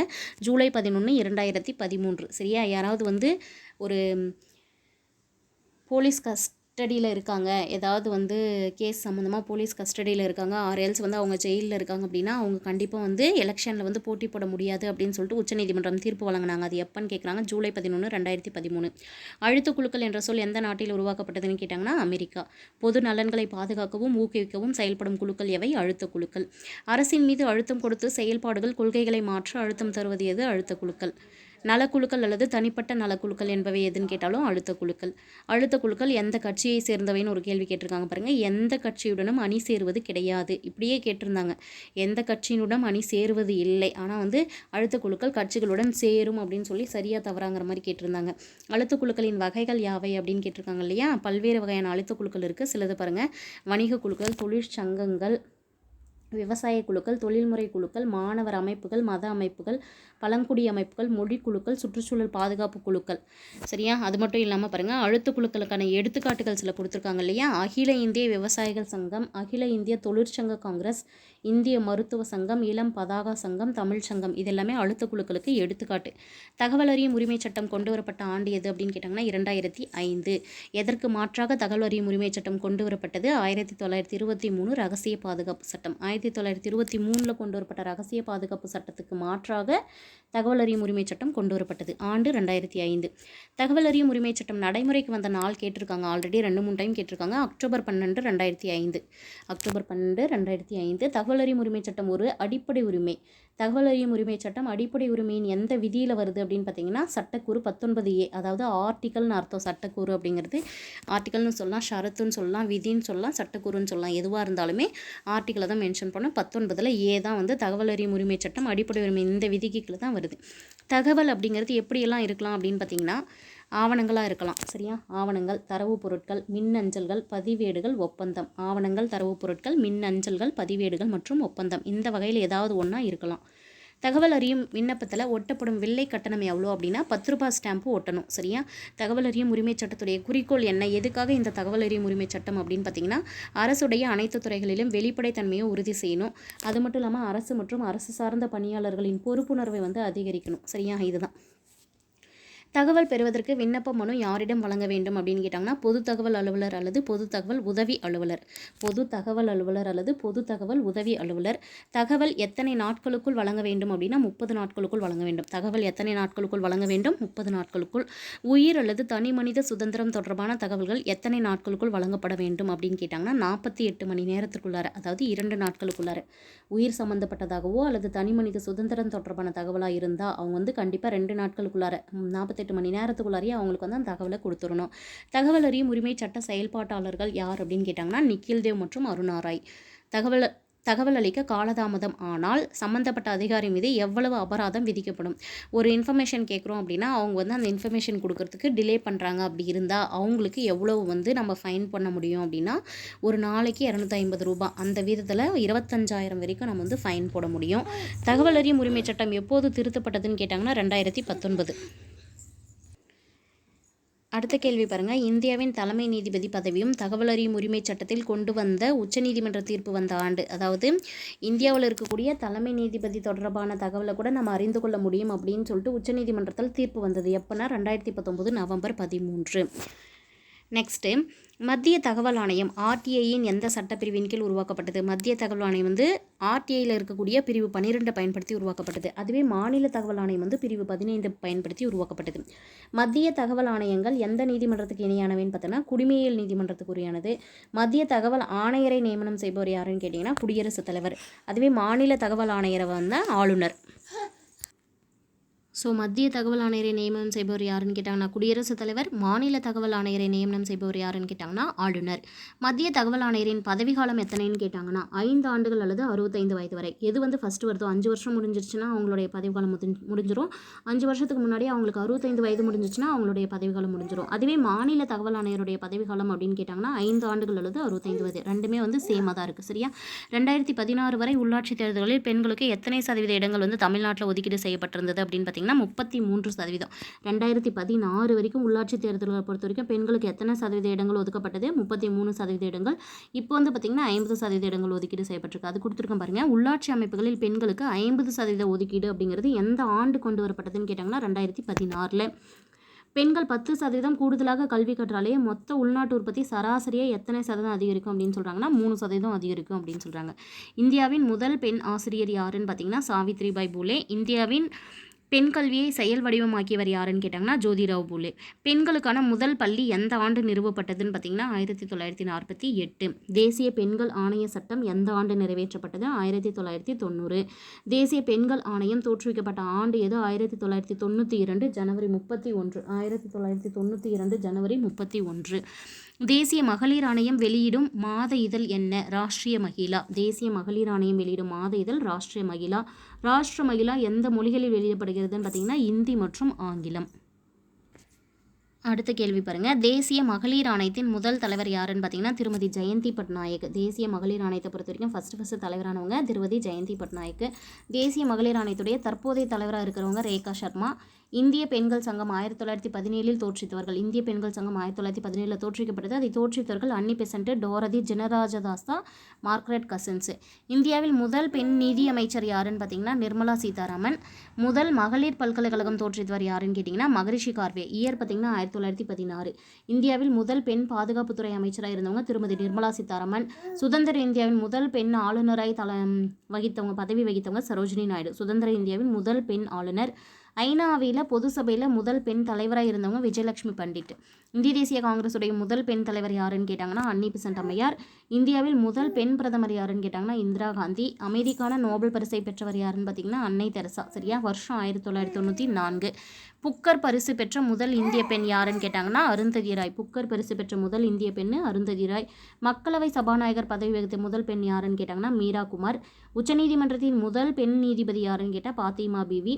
2011 ஆண்டில் இந்தியாவில் பெண் கல்வி விகிதம் எவ்வளவு இருந்தது அப்படின்னு கேட்டாங்கன்னா 65.46%. 2011 சென்சஸ் படி இந்தியாவில் பெண் கல்வி விகிதம் 65.46%. வரதட்சணை தடுப்பு சட்டம் கொண்டு வரப்பட்ட ஆண்டு 1961. இந்தியாவில் முதல் பெண் குடியரசுத் தலைவர் பிரதீபா பாட்டீல். தமிழ்நாடு மாற்றுப்பாலினத்தவர் நலவாரியம் அமைக்கப்பட்ட ஆண்டு 2008. நெக்ஸ்ட் கேள்வி பாருங்கள். மனிதனாக பிறந்த அனைவரும் மரபாக இருக்கும் உரிமை எது அப்படின்னு பார்த்தா மனித உரிமைகள். பாரசீகத்தில் சைரஸ் சிலிண்டர் மூலமாக சமத்துவம் நிலைநாட்டப்பட்ட ஆண்டு எது அப்படின்னு கேட்டாங்கன்னா கிமு 539. மகா சாசனம் இங்கிலாந்தில் அறிவிக்கப்பட்ட ஆண்டு 1215. அமெரிக்க அரசியலமைப்பு சட்டம் மற்றும் உரிமைகள் மசோதா கொண்டு வரப்பட்ட ஆண்டு எது? 1791.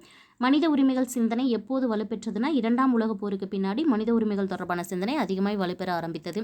ஐநா சபை தோற்றுவிக்கப்பட்ட ஆண்டு எது? 1945. ஐநா தினம் எது அப்படின்னு கேட்டாங்கன்னா அக்டோபர் 24. ஐநா தினம் எது அப்படின்னு கேட்டாங்கன்னா அக்டோபர் 24. மனித உரிமைகளுக்கான உலகளாவிய அறிவிப்பு ஐநா பொது சபையால் ஏற்றுக்கொள்ளப்பட்ட ஆண்டு கேட்கும்போது 1948. உலக அளவில் மனித உரிமைக்கான ஆணையம் உருவாக்கியது எது அப்படின்னு பார்த்தீங்கன்னா ஃபஸ்ட்டு ஐநாவை தான். அடுத்து பாருங்கள். இதுக்கு காரணமாக இருந்தவங்க யாருன்னு பார்த்தீங்கன்னா எலினா ரூஸ்வெல்ட் மற்றும் Franklin Roosevelt. Eleanor Roosevelt, Franklin Roosevelt. மனித உரிமைகள் வரலாற்றில் ஒரு மைல்கல்லாக இருந்தது எது அப்படின்னு பார்த்தோம்னா UDHR, உலகளாவிய மனித உரிமை பிரகடனம் அப்படின்னு சொல்லுவாங்க. மனித உரிமை தினம் எது அப்படின்னு கேட்பாங்க. ரிப்பீட்டடாக கேட்கக்கூடிய கொஷின் டிசம்பர் 10. ஐநா பொதுசபை தீர்மானம் பார்த்தீங்கன்னா அந்த எந்த இதில் படி நடக்கும் அப்படின்னா 214A. அந்த ஐநா பொதுசபையில் ஏற்படுத்தப்பட்ட தீர்மானம் 217A. மனித உரிமை தினம் எந்த ஆண்டு முதல் கடைபிடிக்கப்படுகிறது அப்படின்னு பார்த்தீங்கன்னா 1950. மனித உரிமை தினம் எந்த வருஷத்திலிருந்து கடைபிடிக்கப்படுகிறது? 1950. உலகில் அதிகமான மொழிகளில் மொழிபெயர்க்கப்பட்ட ஆவணம் எது அப்படின்னு கேட்டாங்கன்னா UDHR. சரியா? உலகில் அதிகமான மொழிகளில் மொழிபெயர்க்கப்பட்ட ஆவணம் UDHR. மனித உரிமை பிரகடனம் எத்தனை சட்டப்பிரிவுகளை உடையது அப்படின்னு பார்த்தா 30 சட்டப்பிரிவுகள் உடையது. இந்த UDHRல மனித உரிமைகள் வந்து எத்தனை முதன்மை பிரிவுகளாக பிரிக்கப்பட்டிருக்கு அப்படின்னு பார்த்தா 6ஆக பிரிக்கப்பட்டிருக்கு. சரியா? UDHR பொறுத்த வரைக்கும் மனித உரிமைகள் எத்தனையாக பிரிக்கப்பட்டிருக்கு? 6ஆக பிரிக்கப்பட்டிருக்கு. உலக அளவில் மனித உரிமை பிரகடனத்தில் இருக்கக்கூடிய அந்த 6 பிரிவுகள் எது எது அப்படின்னு பார்த்தீங்கன்னா வாழ்வியல் உரிமை, அரசியல் உரிமை, சமூக உரிமை, பொருளாதார உரிமை, கலாச்சார உரிமை மற்றும் இன்னும் 6th ஒன்று, அது மட்டும் நான் வந்து கமெண்டில் வந்து பின் பண்ணிடுறேன் சரிங்களா. இன ஒதுக்கல் கொள்கைக்கு எதிராக தென்னாப்பிரிக்காவில் போராடியவர் யார் அப்படின்னு பார்த்தீங்கன்னா நெல்சன் மண்டேலா. ஸோ இன ஒதுக்கல் கொள்கைக்கு எதிராக தென்னாப்பிரிக்காவில் போராடியவர் யாருன்னு பார்த்தீங்கன்னா நெல்சன் மண்டேலா. நெல்சன் மண்டேலா வந்து சிறையில் எத்தனை வருஷம் இருந்தாங்கன்னு ஒரு கேள்வி வரும். 27 ஆண்டுகள். நெல்சன் மண்டேலாவை வந்து விடுதலை ஆன ஆண்டு கேட்டாங்கன்னா 1990. அவர் விடுதலை ஆகிறதுக்கு காரணமாக இருந்தவங்க FW டி கிளார்க் அப்படிங்கிற அவர் தான் சரியா. மண்டேலா தலைமையில் ஆப்பிரிக்க தேசிய காங்கிரஸ் தேர்தலில் வெற்றி பெற்ற ஆண்டு கேட்டாங்கன்னா 1994. குழந்தைகளுக்கான உரிமைகளுக்காக ஐக்கிய மாநாடு நடைபெற்ற ஆண்டு 1989. எத்தனை வயது வரை உள்ளவர்களை குழந்தைகள் என ஐநா அறிவித்துள்ளது 18. குழந்தைகள் உரிமை மாநாட்டு அறிக்கை வெளியிடப்பட்ட நாள் நவம்பர் 20, 1989. சர்வதேச குழந்தைகள் ஆண்டாக ஐநாவால் அறிவிக்கப்பட்ட ஆண்டு 1979. போக்சோ சட்டம் கொண்டுவரப்பட்ட ஆண்டு 2012. 1995 4வது உலக மகளிர் மாநாடு எங்கு நடைபெற்றது? பெய்ஜிங், அதாவது சீனாவில் இருக்கிற பெய்ஜிங் சரியா. எந்த ஆண்டை சர்வதேச பெண்கள் ஆண்டாக ஐநா அறிவித்ததுன்னு பார்த்தீங்கன்னா 1978. மனிதர்கள் அனைவருக்கும் உள்ள பன்னாட்டு உரிமை எது அப்படின்னு கேட்டாங்கன்னா மனித உரிமைகள். நமது நாட்டு அரசியலமைப்பு சட்டம் மூலமாக உருவாக்கப்பட்ட உரிமை அடிப்படை உரிமை. தேசிய மனித உரிமை ஆணையம் ஏற்படுத்தப்பட்ட ஆண்டு எது? 1993. மனித உரிமை பாதுகாப்பு சட்டம் கொண்டுவரப்பட்ட ஆண்டு 1993. மனித உரிமைகளின் பாதுகாவலன் யார் அப்படின்னு கேட்டாங்கன்னா தேசிய மனித உரிமைகள் ஆணையம். தேசிய மனித உரிமை ஆணையத்தின் முதல் தலைவர் யாருன்னு கேட்டிங்கன்னா ரங்கநாத் மிஸ்ரா. தேசிய மனித உரிமைகள் ஆணையத்துடைய தலைவராக பாருங்கள், தேசிய மனித உரிமை ஆணையத்துடைய முதல் தலைவர் கேட்டாங்கன்னா ரங்கநாத் மிஸ்ரா. தேசிய மனித உரிமை ஆணையத்துடைய இப்போ இருக்கக்கூடிய தலைவர் யார் அப்படின்னு கேட்டாங்கன்னா சிவராஜ் பாட்டீல். தமிழ்நாட்டில் மாநில மனித உரிமை ஆணையம் தொடங்கப்பட்ட ஆண்டு எது? 1997 ஏப்ரல் 17. இதுவும் கேட்ட கேள்வி.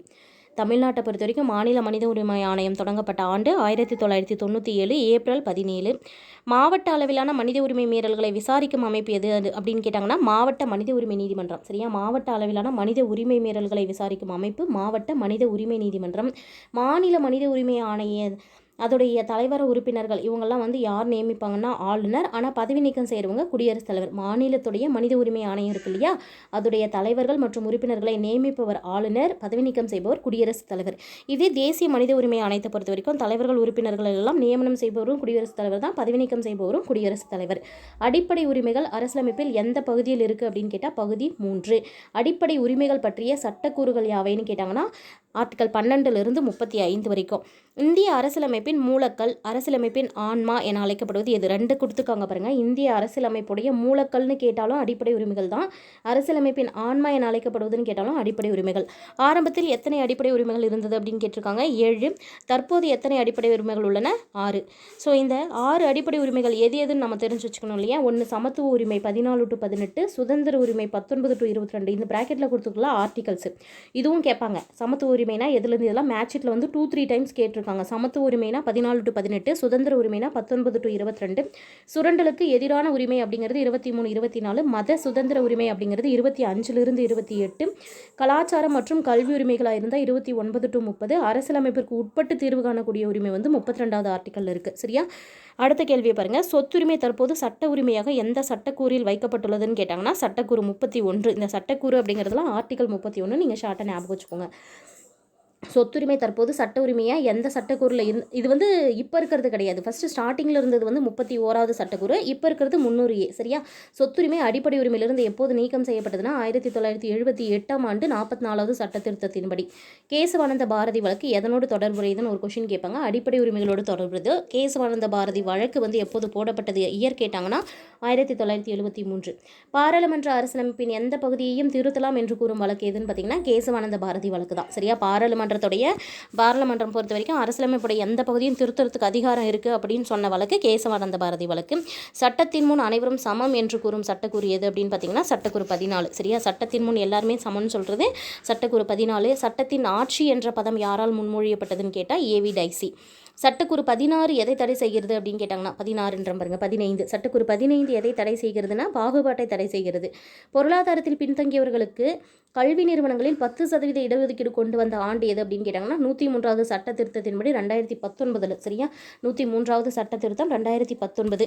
பொதுப்பணிகளில் சமவாய்ப்பு வழங்கும் சட்டம் கேட்டாங்கன்னா ஆர்டிகல் 16 சரியா. சட்டக்கூறு 16 தான் பொதுப்பணிகளில் சமவாய்ப்பு வழங்கும். முதலாவது பிற்படுத்தப்பட்டவர் ஆணையம் அமைக்கப்பட்ட ஆண்டு கேட்டாங்கன்னா 1953 காக்கா கலேல்கர் ஆணையம் சரியா. இது எத்தனை நபர்கள் ஆணையம்னு ஒரு கொஷின் கேட்பாங்க. அறிக்கை எப்போ சமர்ப்பித்ததுன்னு ஒரு கொஷின் கேட்பாங்க சரியா. இந்த ஒரு கொஷின்லேயே 4-5 கொஷின் இருக்கும் சரியா. முதலாவது பிற்படுத்தப்பட்டவர் ஆணையம் காக்கா கலேல்கர் ஆணையம் அமைக்கப்பட்ட ஆண்டு 1953, அறிக்கை அளித்த ஆண்டு 1955. எத்தனை நபர் ஆணையம் அப்படின்னா 11 நபர் ஆணையம். இரண்டாவது பிற்படுத்தப்பட்டவர் ஆணையம் அமைக்கப்பட்ட ஆண்டுன்னு கேட்டாங்கன்னா 1978. அந்த இரண்டாவது பிற்படுத்தப்பட்டவர் ஆணையம் எதுன்னு தெரியணும்ல, பிபி மண்டல் ஆணையம் 1978.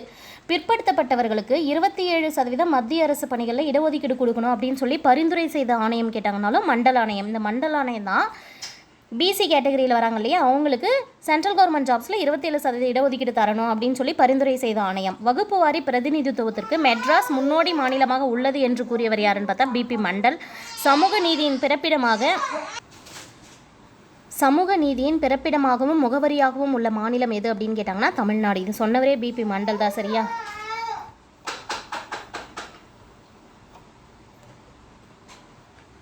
சமூக நீதியின் பிறப்பிடமாகவும் முகவரியாகவும் உள்ள மாநிலம் எது அப்படின்னு கேட்டாங்கன்னா தமிழ்நாடு. பிபி மண்டல் ஆணையம் தனது அறிக்கையை 1980 யாரிடம் ஒப்படைத்தது அப்படின்னு கேட்டாங்கன்னா அப்போ உள்துறை அமைச்சராக இருந்த ஜெயில் சிங் அவங்க கிட்ட தான் அவங்களுடைய அறிக்கையை சமர்ப்பிச்சிருந்துருப்பாங்க.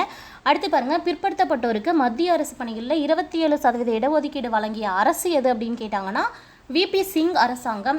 வருஷம் கேட்டாங்கன்னா 1990. டேட்டோட சொல்லணும் அப்படின்னா ஆகஸ்ட் 13 அப்படிங்கிற டேட்டையும் மென்ஷன் பண்ணி சொல்லலாம். ஆகஸ்ட் 13, 1990 விபி சிங் அரசாங்கம் தான் பிற்படுத்தப்பட்டோருக்கு மத்திய அரசு பணிகளில் 27% இடஒதுக்கீடு அப்படிங்கிறத நடைமுறைப்படுத்தியிருப்பாங்க. இடஒதுக்கீடு 50% தான், அதை தாண்டக்கூடாது அப்படின்னு உச்சநீதிமன்றம் தீர்ப்பு வழங்கிய வழக்கு எது அப்படின்னு கேட்டாங்கன்னா இந்திரா சஹானி வழக்கு சரியா. இந்திரா சஹானி வழக்கில் அந்த இடஒதுக்கீடு 50% தாண்டக்கூடாது அப்படின்னு சொல்லிட்டு உச்சநீதிமன்றத்தில் தீர்ப்பு வழங்கியிருப்பாங்க. தீண்டாமை ஒழிப்பு எந்த அரசியலமைப்பு சட்டக்கூறில் கூறப்பட்டிருக்கு அப்படின்னு பார்த்தீங்கன்னா சட்டக்கூறு 17. பட்டங்கள் ஒழிப்பு எந்த சட்டக்கூறில் கூறப்பட்டுள்ளதுன்னு கேட்டாங்கன்னா சட்டக்கூறு 18. விதி 19 எத்தனை வகையான சுதந்திர உரிமைகளை வழங்குகிறது அப்படின்னு கேட்டாங்கன்னா 6 வகையான சுதந்திர உரிமைகள். அது எது அப்படின்னு பார்க்கும்போது பேச்சு மற்றும் கருத்து சுதந்திரம், ஆயுதங்களின்றி அமைதியாக கூடும் உரிமை, சங்கங்கள் கூட்டுறவு சங்கங்கள்லாம் அமைக்கும் உரிமை, நாட்டின் எப்பகுதிக்கும் செல்லும் உரிமை, இந்தியாவின் எப்பகுதிக்கும் குடியேறும் மற்றும் வசிக்கும் உரிமை, விரும்பிய தொழிலை செய்யும் உரிமை. இந்த 6 உரிமைகளை சொல்லுது சரியா. அடுத்த கேள்வி, குற்றவியல் நடைமுறை சட்டம் கொண்டு வரப்பட்ட ஆண்டு கேட்டாங்கன்னா 1973. குற்றவியல் நடைமுறை சட்டம் கொண்டு வரப்பட்ட ஆண்டு 1973. குற்றங்களுக்கு தண்டனை வழங்குவதிலிருந்து பாதுகாப்பு அளிக்கும் அரசியலமைப்பு விதி எது அப்படின்னு கேட்டாங்கன்னா சட்டக்கூறு 20 சரியா. குற்றங்களுக்கு தண்டனை வழங்குவதிலிருந்து பாதுகாப்பு அளிக்கும் அரசியலமைப்பு விதி சட்டக்கூறு 20. தனி மனித சுதந்திரத்தை உறுதி செய்யும் அரசியலமைப்பு ஷரத்து எது அப்படின்னு கேட்டாங்கன்னா ஷரத்து 21. நெக்ஸ்ட் கொஸ்டின் பாருங்க, ஷரத்து 21A எத்தனை வயது வரையிலான குழந்தைகளுக்கு இலவச கட்டாய கல்வி அளிக்குதுன்னு கேட்டிருக்காங்க இல்லையா. ஸோ 6லேருந்து 14 வயது வரை உள்ள குழந்தைகளுக்கு இலவச கட்டாய கல்வி கொடுக்கக்கூடிய அந்த ஆர்டிக்கல் தான் 21A. ஷரத்து 21A அரசியலமைப்பில் எந்த சட்ட திருத்தம் மூலம் சேர்க்கப்பட்டதுன்னு கேட்டாங்கன்னா 86வது சட்ட திருத்தம் மூலம் 2002 சேர்க்கப்பட்டது. ஒருவர் கைது மற்றும் காவலுக்கு எதிரான பாதுகாப்பை எந்த அரசியலமைப்பு சட்டம் மூலம் பெறுகிறார் அப்படின்னு பார்க்கும்போது ஷரத்து 22 படி சரியா. முதலாவது தடுப்பு காவல் சட்டம் கொண்டு வரப்பட்ட ஆண்டு கேட்டாங்கன்னா 1950. அது பார்த்தீங்கன்னா 1969 அது முடிஞ்சிருச்சு. முதலாவது தடுப்பு காவல் சட்டம் கொண்டு வரப்பட்ட ஆண்டு 1950. அது 1969 காலாவதியாகிவிட்டது. அடுத்த கேள்வி பாருங்க, கள்ளச்சந்தை சரியா. கள்ளச்சந்தை தடுப்பு மற்றும் அத்தியாவசிய பொருட்கள் வழங்கல் சட்டம். கள்ளச்சந்தை தடுப்பு மற்றும் அத்தியாவசிய பொருட்கள் வழங்கல் சட்டம் இயற்றப்பட்ட ஆண்டு 1980. பயங்கரவாதம் மற்றும் தடுப்பு நடவடிக்கை சட்டம் கொண்டு வரப்பட்ட ஆண்டு, அதாவது தடா சட்டம் அப்படின்னு சொல்கிறோம் இல்லையா, அது கொண்டு வரப்பட்ட ஆண்டு 1985. ரத்து செய்யப்பட்ட ஆண்டு 1995. அடுத்த கேள்வி பாருங்க, 300வது போதைப்பொருள் தடுப்பு சட்டம் கொண்டு வரப்பட்ட ஆண்டு எதுன்னு கேட்டிருக்காங்க 1988. பயங்கரவாத தடுப்பு சட்டம் பொட்டா சட்டம் கொண்டு வரப்பட்ட செய்யப்பட்ட ஆண்டு எதுன்னு கேட்டிருக்காங்க. 2002. அது வந்து எப்போ ரத்து செய்யப்பட்டதுன்னா 2004 ரத்து செய்யப்பட்டது. அடுத்த கேள்வி பாருங்கள், சட்டவிரோதமான ஆள்கடத்தல் மற்றும் தொழிலாளர் பாதுகாப்பு பற்றி கூறும் விதி கேட்டாங்கன்னா விதி 23. சட்டவிரோதமான ஆள்கடத்தல் மற்றும் தொழிலாளர் பாதுகாப்பு பற்றி கூறக்கூடிய விதி 23. கொத்தடிமை ஒழிப்பு சட்டம் இயற்றப்பட்ட ஆண்டு எது அப்படின்னு கேட்டாங்கன்னா 1970. சம ஊதிய சட்டம் கொண்டு வரப்பட்ட ஆண்டு 1976. சம ஊதிய சட்டம் கொண்டு வரப்பட்ட ஆண்டு 1976. பாலியல் குற்றங்களிலிருந்து குழந்தைகளை பாதுகாக்கும் சட்டம் எது அப்படின்னு பார்த்தீங்கன்னா போக்சோ சட்டம். முன்னாடியே பார்த்தோம், அது கொண்டு வரப்பட்ட ஆண்டு 2012. அடுத்த கேள்வி, 14 வயதிற்கு உட்பட்ட குழந்தைகள் வேலைகளில் அமர்த்தப்படுவதை தடை செய்யும் சட்ட விதி எதுன்னு கேட்டாங்கன்னா சட்ட விதி 24. 14 வயதுக்கு உட்பட்ட குழந்தைகள், அதாவது 14 வயதுக்கு மேற்பட்ட குழந்தைகளை தான் தொழிலில் வந்து ஈடுபடுத்தணும். வேலையில் அமர்த்துவதை தடை செய்யும் சட்டம் விதி 24. குழந்தை தொழிலாளர் சட்டம் கொண்டு வரப்பட்ட ஆண்டு 1986. எந்த ஒரு மதத்தையுமே பின்பற்றவும் பரப்பவும் வழிவகை செய்யும் சட்டம் எது அப்படின்னு கேட்டாங்கன்னா விதி 25. எந்த மதத்தை வேண்டுமானாலும் பின்பற்றலாம், அதை பரப்பலாம் அப்படிங்கிற விதி 25. மதம் சார்ந்த விவகாரங்களை நிர்வகிக்கும் உரிமை அரசியலமைப்பின் எந்த விதியில் இருக்குன்னு கேட்டாங்கன்னா விதி 26. நிர்வாக உரிமை. சரியா, மதம் சார்ந்த விவகாரங்களை நிர்வகிக்க உரிமை விதி 26. ஒரு குறிப்பிட்ட மதத்தை பின்பற்றவோ அதன் கருத்துக்களை பரப்பவோ எந்த ஒரு வரியும் செலுத்த வேண்டியதில்லை என்று கூறக்கூடிய அரசியலமைப்பு சட்டக்கூறு பார்த்தோம்னா சட்டக்கூறு 27. சரியா, சட்டக்கூறு 27ல் அதுக்காக அவங்க வந்து ஸ்பெசிஃபைடாக எந்த வரியும் செலுத்த தேவையில்லை அப்படின்னு சொல்லியிருக்காங்க. அரசு நிறுவனங்களில் மத வழிபாடு கூடாது மற்றும் மத வழிபாடுகளில் கலந்து கொள்ளாமல் இருப்பதற்கு சுதந்திரமும் கொடுக்கப்பட்டிருக்கு. சரியா, அரசு நிறுவனங்களில் எந்தவித மத வழிபாடும் இருக்கக்கூடாது. அதுவே பிரைவேட்டை பொறுத்த வரைக்கும் மத வழிபாடுகள் நடந்தாலும் அதில் கலந்துக்காமல் இருக்கிறதுக்கு மக்களுக்கு சுதந்திரம் இருக்குது அப்படின்னு சொல்லக்கூடிய அரசியலமைப்பு விதி எதுன்னு பார்த்தீங்கன்னா சட்ட விதி 28. சிறுபான்மையினர் தங்கள் மொழி மற்றும் கலாச்சாரத்தை பாதுகாக்கும் உரிமை எந்த விதின்னு கேட்டாங்கன்னா விதி 29. சிறுபான்மையினருக்கான மொழி மற்றும் கலாச்சார பாதுகாப்பு உரிமை விதி 29. சிறுபான்மையினரும் வந்து கல்வி நிறுவனங்களை ஏற்படுத்தி நிர்வகிக்கலாம் அப்படிங்கிற அரசியலமைப்பு ஷரத்து கேட்டாங்கன்னா ஷரத்து 30. சரியா, அவங்களும் கல்வி நிறுவனங்களை உருவாக்கி நிர்வாகம் செய்யலாம் அப்படின்னு சொல்லக்கூடிய ஆர்டிகல் பார்த்தீங்கன்னா ஷரத்து 30. அடுத்த கேள்வியை பாருங்க, அரசியலமைப்பின் இதயம் மற்றும் ஆன்மா என்று அம்பேத்கர் வந்து எந்த விதியை குறிப்பிடுகிறார்? அரசியலமைப்புடைய இதயம், அரசியலமைப்பின் ஆன்மா என்று அம்பேத்கரால் குறிப்பிடப்படும் விதி 32. அரசியல் அமைப்பிற்கு உட்பட்டு தீர்வு காணும் உரிமை எந்த ஆர்டிக்கலில் இருக்குது அப்படின்னா ஆர்டிகல் 32. அரசியலமைப்பின் பாதுகாவலன் என்று உச்சநீதிமன்றம் கூறும் அரசியலமைப்பு விதி, அதாவது உச்சநீதிமன்றமே இதுதான் அரசியலமைப்புடைய பாதுகாவலன் அப்படின்னு சொல்லக்கூடிய ஆர்டிக்கல் எதுன்னு பார்த்தாலும் விதி 32 தான். சொத்துரிமை அரசியலமைப்பின் எந்த பகுதியில் தற்போது இருக்குது அப்படின்னு கேட்டாங்கன்னா பகுதி 12 இருக்குது. சொத்துரிமை அடிப்படை உரிமையாக இருந்து தற்போது எந்த விதிக்கு கீழே இருக்குது? முன்னாடி வந்து அடிப்படை உரிமையாக இருந்தது, இப்போ வெறும் வந்து சட்ட உரிமையாக இருக்குது. சரியா, அது எங்கே இருக்குது? கொஷின் வந்து கொஞ்சம் மாடிஃபை பண்ணிக்கோங்க. சொத்துரிமை வந்து அடிப்படை உரிமையாக இல்லை, வெறும் சட்ட உரிமையாக மட்டும் இப்போ எங்கே இருக்குது அப்படின்னு பார்த்தோம்னா விதி 307. சரியா, 31 மாற்றி 307 வச்சுருக்காங்க. சொத்துரிமை எந்த சட்ட திருத்தம் மூலம் அடிப்படை உரிமையிலிருந்து சட்ட உரிமையாக மாறுச்சு அப்படின்னு கேட்டிருக்காங்க இல்லையா? 44வது சட்ட திருத்தம் 1978. சரியா, மேலேயே பார்த்துருந்தோம் நம்ம. அரசியலமைப்பின் அடிப்படை கடமைகளை பற்றி கூறக்கூடிய பகுதி கேட்டாங்கன்னா பகுதி 4A. அரசியலமைப்புடைய அடிப்படை கடமைகளை பற்றி கூறும் பகுதி 4A. அரசியலமைப்பின் அடிப்படை கடமைகளை பற்றி எந்த விதிகளில் கூறப்பட்டிருக்குன்னா ஒரே ஒரு விதி தான். சரியா, 51A. ஒவ்வொரு குடிமகனுக்கும் எத்தனை அடிப்படை கடமைகள் இருக்குது அப்படின்னு சொல்லிட்டு அரசியலமைப்பு சொல்லுதுன்னு பார்த்தீங்கன்னா 11 அடிப்படை கடமைகள். அரசியலமைப்பு உருவாக்கத்தின் போது எத்தனை அடிப்படை கடமைகள் இருந்துச்சுன்னு ஒரு கொஷின் கேட்டாங்கன்னா அப்போ வந்து ஃபஸ்ட்டு அடிப்படை கடமைகளே அரசியலமைப்பு ஸ்டார்ட் ஆன காலத்தில் இல்லை. பாருங்க, ஆரம்பத்தில் அடிப்படை கடமைகளை பற்றி கூறப்படவில்லை. சரியா, எந்த சட்ட திருத்தம் அடிப்படை கடமைகளை அரசியலமைப்பில் கொண்டு வர வகை செய்தது அப்படின்னு ஒரு கொஸ்டின் கேட்டிருக்காங்க. பாருங்க, எந்த சட்ட திருத்தத்தின் மூலமா ஃபர்ஸ்ட் அடிப்படை கடமைகள் வந்தது அப்படின்னு பார்த்தீங்கன்னா 42வது சட்ட திருத்தம் 1976.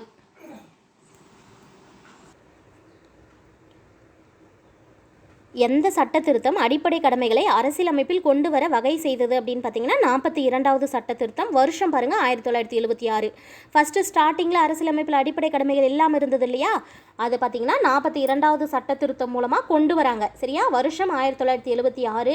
42வது சட்ட திருத்தம் மூலம் சேர்க்கப்பட்ட அரசியலமைப்பு விதி எது அப்படின்னு பார்த்தீங்கன்னா அடிப்படை கடமைகளுக்கான 51A தான் சேர்க்கப்பட்டது.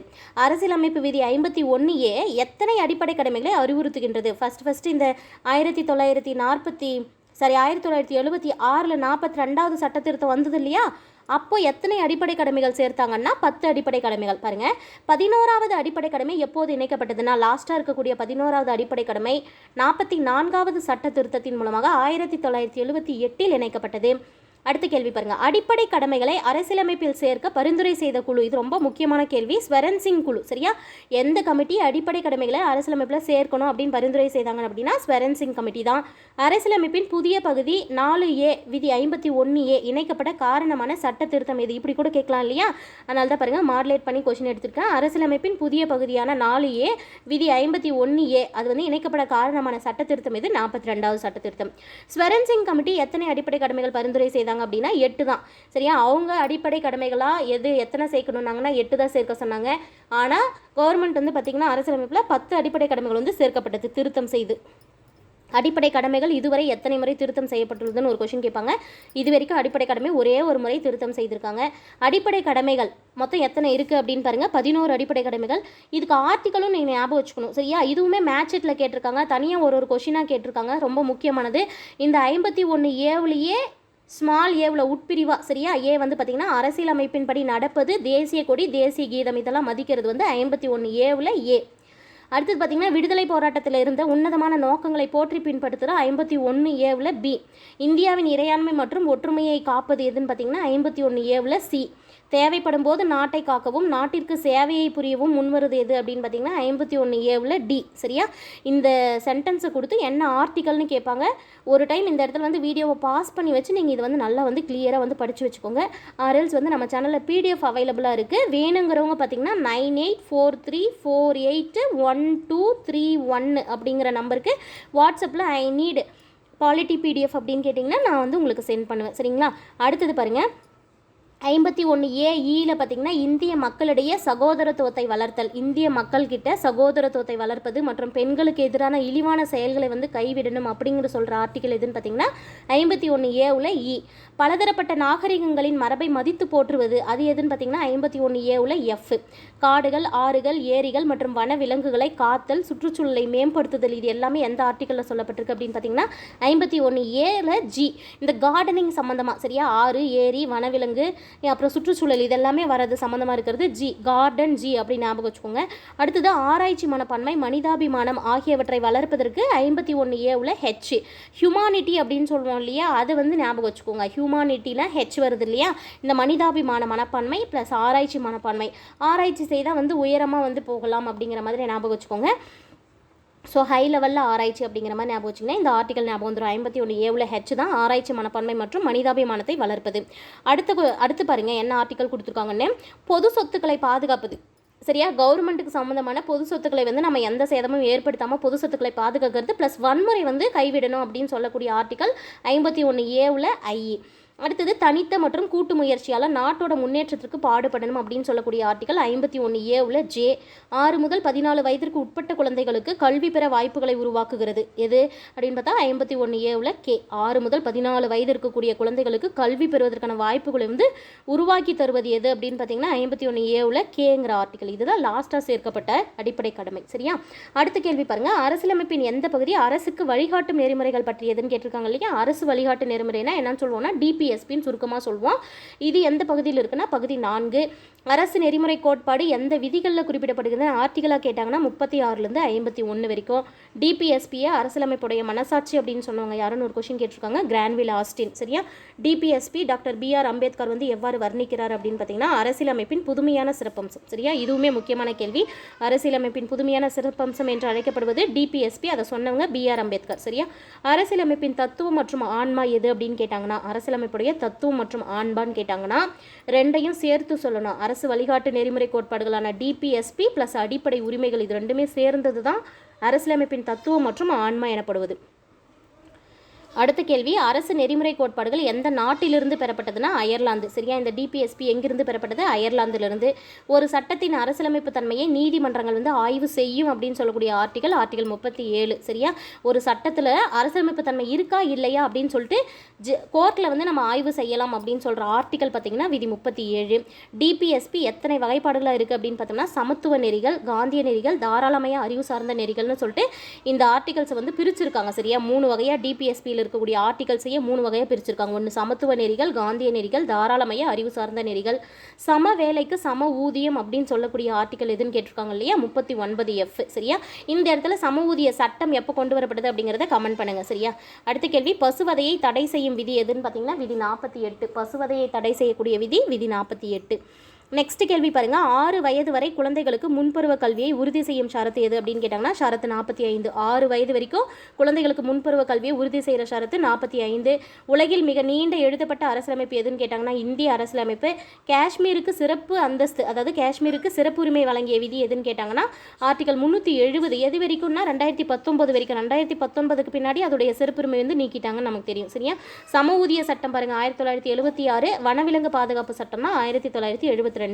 மத்திய அரசு நிர்வாகம் பற்றிய அரசியலமைப்பின் பகுதி எது அப்படின்னு கேட்டாங்கன்னா பகுதி 5. மத்திய அரசின் நிர்வாகம் பற்றிய அரசியலமைப்பின் விதிகள் கேட்டாங்கன்னா 52லேருந்து 78. சரியா? சென்ட்ரல் கவர்மெண்ட் பற்றிய அந்த பகுதி எதுன்னு கேட்டால் 5, ஆர்டிகல் எதுன்னு கேட்டாங்கன்னா 52லேருந்து 78. இந்திய அரசின் தலைவர் முதல் குடிமகன் ஒற்றுமையின் சின்னம், அதாவது குடியரசுத் தலைவரை எப்படியெல்லாம் சொல்கிறாங்க பாருங்கள். இந்திய அரசின் தலைவர்னு கேட்டால் குடியரசுத் தலைவர், இந்தியாவின் முதல் குடிமகன் கேட்டால் குடியரசுத் தலைவர், ஒற்றுமையின் சின்னமாக இருப்பவர் யாருன்னு கேட்டாலும் குடியரசுத் தலைவர் தான். இந்தியாவிற்கு ஒரு குடியரசுத் தலைவர் இருப்பார் அப்படின்னு சொல்லக்கூடிய ஆர்டிகல் பார்த்தீங்கன்னா 52. 52வது ஆர்டிகல் தான் இந்தியாவுக்கு ஒரு குடியரசுத் தலைவர் இருப்பார் அப்படின்னு சொல்கிறாங்க. மத்திய அரசின் நிர்வாக அதிகாரங்கள் எல்லாமே குடியரசுத் தலைவரின் பெயரில் செயல்படுத்தப்படும் அப்படின்னு சொல்கிற ஆர்டிகல் கேட்டாங்கன்னா ஆர்டிகல் 53. குடியரசுத் தலைவரின் இருப்பிடம் எது அப்படின்னு பார்த்தீங்கன்னா ராஷ்டிரபதி பவன். சரியா? அவருடைய இருப்பிடத்தோடு கூடிய ஆஃபீஸ் இது ராஷ்டிரபதி பவன் எங்கே இருக்குன்னா டெல்லியில். இது மட்டும்தானா பார்த்தீங்கன்னா வேறு 2, அதாவது தங்கறதுக்கான வசதிகளோடு இருக்கக்கூடிய ஆஃபீஸ் வந்து இன்னும் 2 இடத்துல இருக்குது. என்னென்னு பார்த்தீங்கன்னா மற்ற 2 அலுவலகங்கள் சிம்லாவில் இருக்கக்கூடிய ரிட்ரீட் கட்டிடம், ஹைதராபாத்தில் இருக்கக்கூடிய ராஷ்டிரபதி நிலையம். சரியா? குடியரசுத் தலைவருடைய தேர்தல் எப்படி இருக்கும் அப்படின்னு பார்த்தீங்கன்னா நேரடி மற்றும் விகிதாச்சார ஒற்றை மாற்று வீத ரகசிய வாக்குப்பதிவு. சரியா? குடியரசுத் தலைவர் தேர்தல் நேரடி, விகிதாச்சார மற்றும் ஒற்றை மாற்று வீத ரகசிய வாக்குப்பதிவு. வாக்காளர் குழாம் மூலமாக தான் தேர்ந்தெடுக்கப்படுறாங்க. இந்த வாக்காளர் குழாமில் யாரெல்லாம் இருப்பாங்க அப்படின்னா பாராளுமன்றத்தில் மக்களவை, மாநிலங்களவை இருக்கு இல்லையா, இந்த 2 அவைகள் ப்ளஸ் மாநில சட்டப்பேரவைகள் இருக்கு இல்லையா, இதில் தேர்ந்தெடுக்கப்பட்ட உறுப்பினர்கள், நியமன உறுப்பினர்கள் கிடையாது, ஞாபகம் வச்சுக்கோங்க, தேர்வு செய்யப்பட்ட உறுப்பினர்கள். அது மட்டும் இல்லாமல் டெல்லி மற்றும் புதுச்சேரி சட்டப்பேரவையில் தேர்ந்தெடுக்கப்பட்ட உறுப்பினர்கள். சரியா? இது 2மே யூனியன் டெரிட்டரி இல்லையா, இதில் இருக்கக்கூடிய சட்டப்பேரவையில் தேர்ந்தெடுக்கப்பட்ட உறுப்பினர்கள். எங்கேயுமே நியமன உறுப்பினர்கள் குடியரசுத் தலைவருடைய தேர்தலுக்கு வரமாட்டாங்க. அடுத்தது பாருங்கள், அதை தான் சொல்கிறாங்க, நியமன உறுப்பினர்கள் வந்து பங்கு பெறுவது கிடையாது அவருடைய குடியரசுத் தலைவர் தேர்தலில் ஒரு ஆர்டிக்கலில் சொல்லியிருப்பாங்க, விதி 55. குடியரசுத் தலைவருடைய தகுதிகள் எதில் சொல்லப்பட்டிருக்குன்னா விதி 58. அவர் வந்து இந்திய குடிமகனாக இருக்கணும், 35 வயது நிரம்பியவராக இருக்கணும், மக்களவை உறுப்பினராக ஆகிறதுக்கான தகுதிகள் இருக்கணும், ஆதாயம் தரக்கூடிய பதவிகளை வந்து வகிக்கக்கூடாது. சரியா? அடுத்த கேள்வி பார்த்தீங்கன்னா குடியரசுத் தலைவர் தேர்தல் வேட்பாளரை வந்து 50 உறுப்பினர்கள் முன்மொழிய வேண்டும், 50 உறுப்பினர்கள் வழிமொழிய வேண்டும். இது முக்கியமான பாயிண்ட். சரியா? ஒரு குடியரசுத் தலைவர் தேர்தலில் ஒருத்தர் வந்து போட்டி போடுறாங்கன்னு வச்சுக்கோங்களேன். அந்த போட்டி போடுறவங்களுக்கு சப்போர்ட் பண்ணி 50 உறுப்பினர்கள் வந்து அவரை முன்மொழிவு செய்து 50 உறுப்பினர்கள் வந்து வழிமொழிய வேண்டும் அப்படிங்கிறது முக்கியமான பாயிண்ட்டு. யார் வந்து குடியரசுத் தலைவர் தேர்தலுக்கு போட்டிடுறாங்களோ அந்த வேட்பாளர் என்ன பண்ணியிருக்கணும்னா இந்திய ரிசர்வ் பேங்க்கில் வைப்பு தொகையாக ரூ. 15,000 டெபாசிட் பண்ணிடணும். சரியா? அடுத்த கேள்வி பாருங்கள், குடியரசுத் தலைவருக்கு பதவி பிரமாணம் செய்து வைப்பவர் யாருன்னா ஒருத்தர் வெற்றி பெற்று குடியரசுத் தலைவராக மாறிடுறாங்க, அவருக்கு பதவி பிரமாணம் யாரால் செய்து வைக்கப்படும் பார்த்தீங்கன்னா இந்திய தலைமை நீதிபதியாக இருக்கிறவங்க. இதை சொல்கிற ஆர்டிக்கல் வந்து விதி 60. சரியா? இந்த குடியரசுத் தலைவருடைய பதவிக்காலம் 5 ஆண்டுகள் அப்படின்னு சொல்கிற விதி 56. சரியா? விதி 56ல் குடியரசுத் தலைவருடைய பதவிக்காலம் 5ன்னு சொல்லப்பட்டிருக்கு. மீண்டும் பதவி வகிக்கிறது வந்து எத்தனை முறை வேணும்னாலும் மீண்டும் பதவி வகிக்கலாம். பதவி நீக்கம் வந்து செய்யப்படுவார். சரியா? பதவி நீக்கம் வந்து செய்யப்பட்ட பிறகு கூட எத்தனை முறை வேண்டுமானாலும் இவர் என்ன பண்ணலாம் அப்படின்னா பதவி வந்து மறுபடியும் குடியரசுத் தலைவர் தேர்தலில் போட்டிட்டு குடியரசுத் தலைவரை எத்தனை முறைனாலும் கொண்டு வரப்படலாம். இவரை பதவி நீக்கம் செய்கிறதுக்கு முன்னாடி பார்த்திங்கன்னா அவர் மேலே வந்து குற்றச்சாட்டு தீர்மானம் மக்களவையில் வந்து ஒப்புதல் பெற்ற நாடாளுமன்றத்தில் 14 நாட்களுக்கு முன்னாடியே வந்து முன்னுரிப்பு தெரிவிக்கப்பட வேண்டும் அவருக்கு. சரியா? குடியரசுத் தலைவர் பதவியில் துணை குடியரசுத் தலைவர் பதவி வகிக்கும் விதி, அதாவது குடியரசுத் தலைவர் இல்லாத போது துணை குடியரசுத் தலைவராக ஆகிறாங்க இல்லையா, அந்த விதி எதுன்னு கேட்பாங்க, விதி 63. துணை குடியரசுத் தலைவர் பதவி காலியாக இருந்துச்சுன்னா குடியரசுத் தலைவரும் கிடையாது, துணை குடியரசுத் தலைவரும் கிடையாது, அந்த பதவியும் காலியாக இருக்குன்னும் போது யார் வந்து குடியரசுத் தலைவர் பதவி வகிப்பாங்கன்னா இந்திய தலைமை நீதிபதி வந்து குடியரசுத் தலைவராக இருப்பாங்க. இந்த மாதிரி ஒரு சுச்சுவேஷன் பார்த்தீங்கன்னா 1969 ஏற்பட்டது. இதயதுல்லா அப்படின்னு சொல்லிட்டு இந்திய தலைமை நீதிபதியாக இருந்தவங்க குடியரசுத் தலைவராக பதவி வகிச்சிருந்திருக்காங்க. இதுவும் ஆல்ரெடி கேட்ட கொஸ்டின். குடியரசுத் தலைவரின் ராணுவ அதிகாரங்கள் பற்றிய விதி எது அப்படின்னு கேட்டாங்கன்னா 53ல் 2. சரியா? குடியரசுத் தலைவருடைய ராணுவ அதிகாரங்கள் எந்த ஆர்டிக்கலில் சொல்லப்பட்டிருக்கு? 53ல் 2. குடியரசுத் தலைவரின் நெருக்கடி நிலை அதிகாரங்கள் 3 இருக்குது சரியா. தேசிய நெருக்கடி ஆர்டிகல் 352, மாநில நெருக்கடி நிலை ஆர்டிகல் 356, 65 ரெண்டுலேயுமே சரியா. நிதி நெருக்கடி பார்த்தீங்கன்னா 360. இதெல்லாம் எக்ஸ்பிளைனாக பின்னாடி பார்ப்போம். குடியரசுத் தலைவரின் அவசர சட்டம் பிறப்பிக்கும் அதிகாரம் எதில் இருக்குது அப்படின்னு பார்த்தீங்கன்னா ஆர்டிகல் 123 சரியா. குடியரசுத் தலைவருக்கு அவசர சட்டம் பிறப்பிக்கிற அதிகாரம் எது? விதி 123.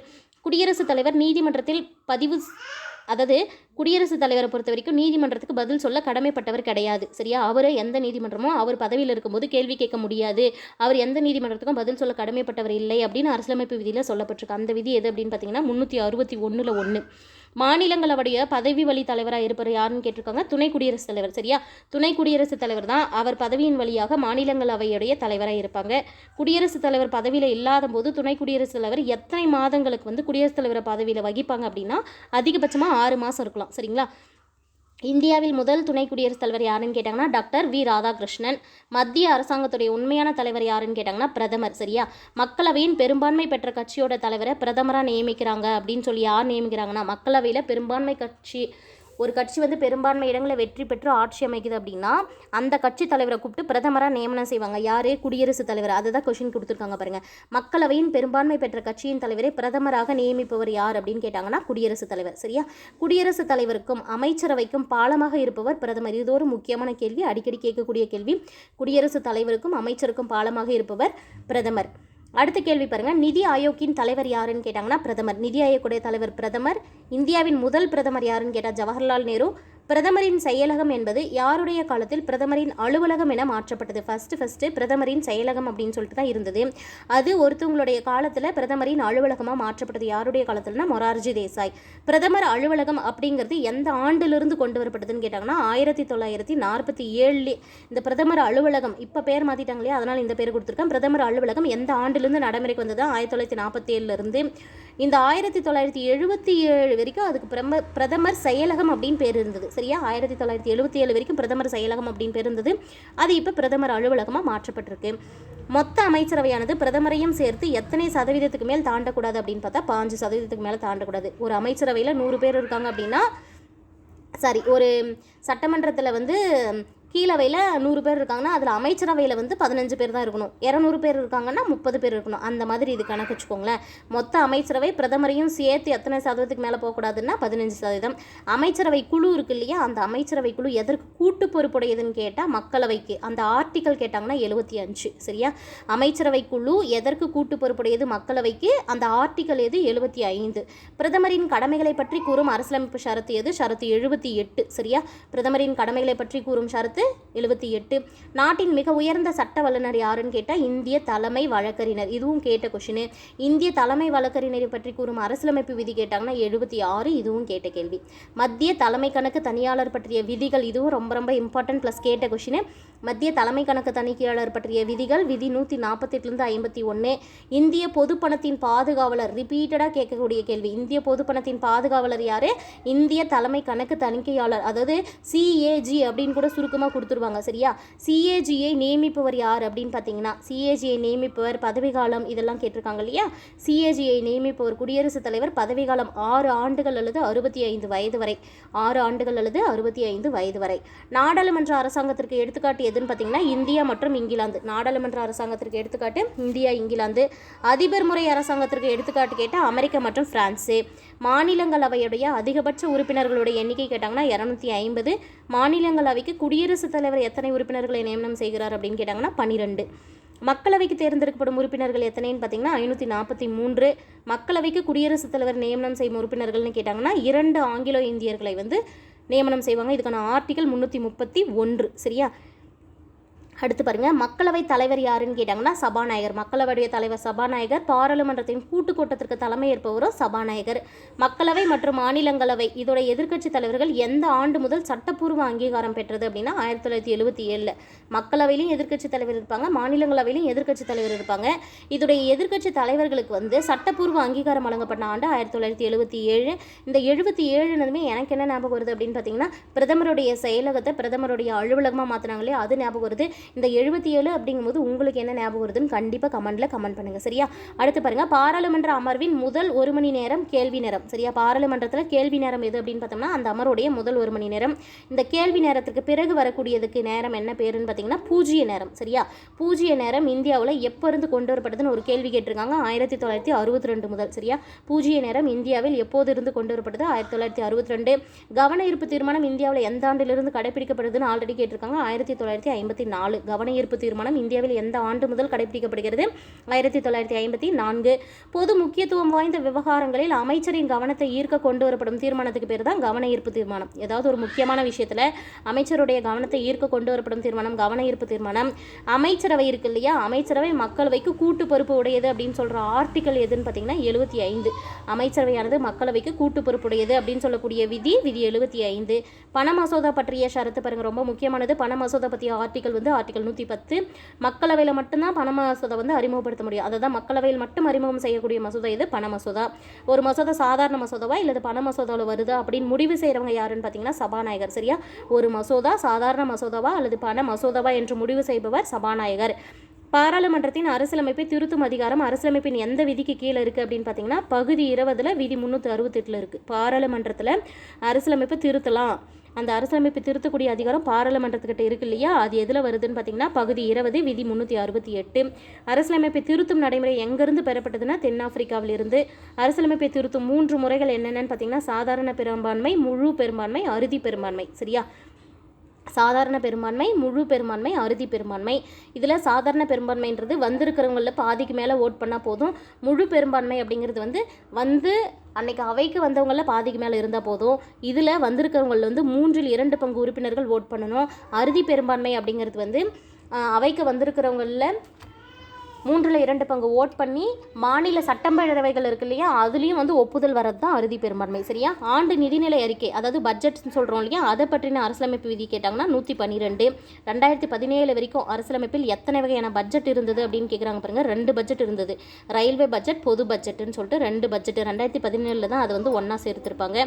பொது பட்ஜெட்லேருந்து ரயில்வே பட்ஜெட் பிரிக்கப்பட்டது. அதுக்கு முன்னாடி 2017க்கு முன்னாடி ஃபஸ்ட்டு பொது பட்ஜெட்லேருந்து ரயில்வே பட்ஜெட்டை எப்போ பிரித்தாங்கன்னா 1921. மக்களவையில் பட்ஜெட் தாக்கல் செய்யப்படும் நாள் எது அப்படின்னு பார்த்தீங்கன்னா பிப்ரவரி 1. சரியா? பிப்ரவரி 1 தான்.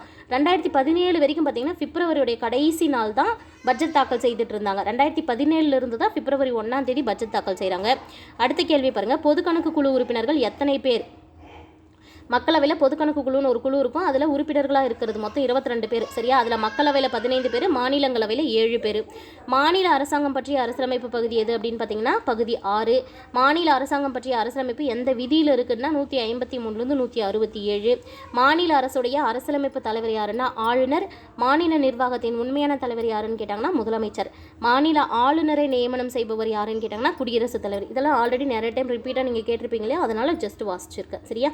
அடுத்த கேள்வி பாருங்க, மாநில அரசாங்கத்தின் அனைத்து நிர்வாக செயல்பாடுகளும் ஆளுநர் பெயரில் தான் நடைபெறுது அப்படின்னு ஒரு ஆர்டிக்கலில் சொல்லியிருப்பாங்க. எந்த ஆர்டிக்கல்? 154 1.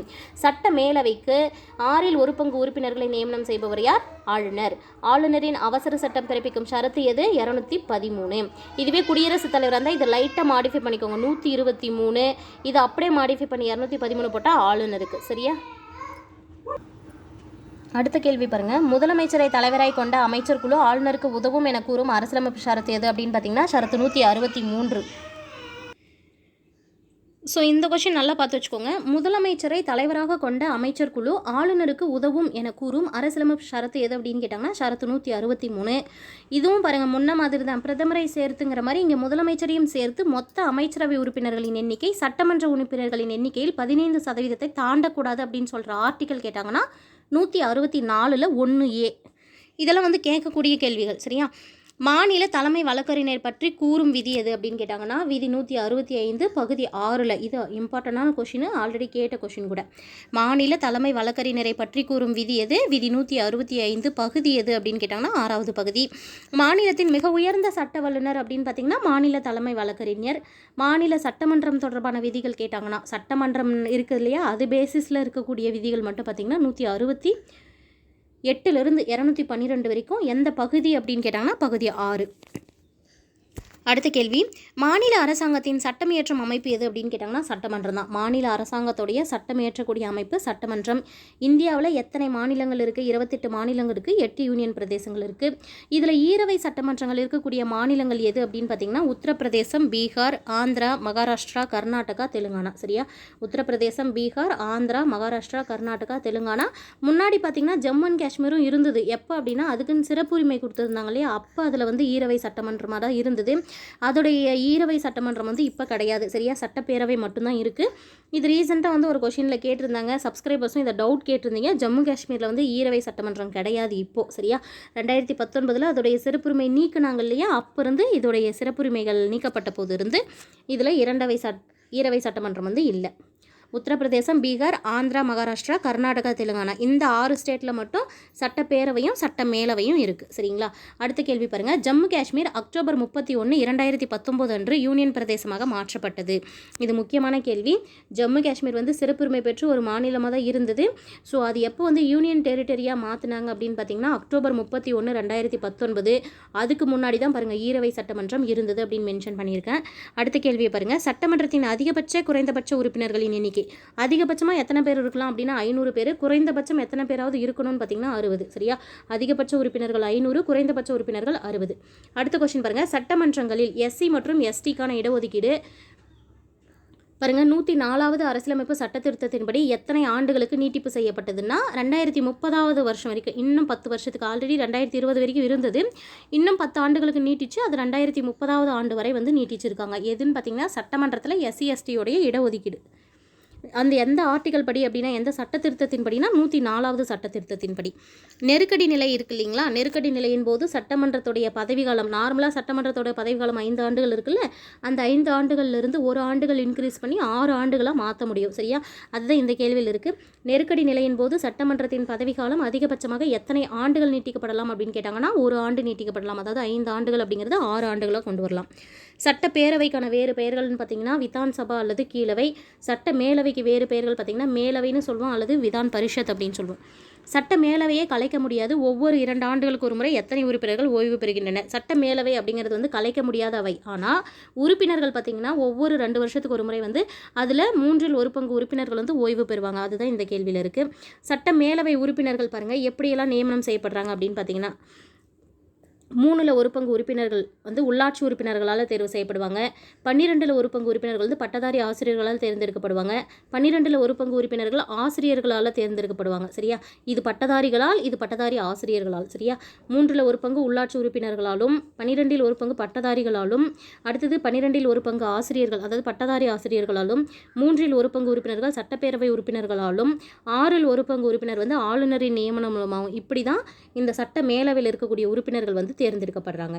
அடுத்த கேள்வியை பாருங்க. தமிழ்நாட்டில் எந்த ஆண்டு சட்ட மேலவை நீக்கம் செய்யப்பட்டது? இது முக்கியமான கேட்கப்பட்ட கேள்வி. தமிழ்நாட்டில் எந்த வருஷம் சட்ட மேலவையை நீக்கினாங்கன்னு பார்த்தீங்கன்னா 1986 நவம்பர் 1.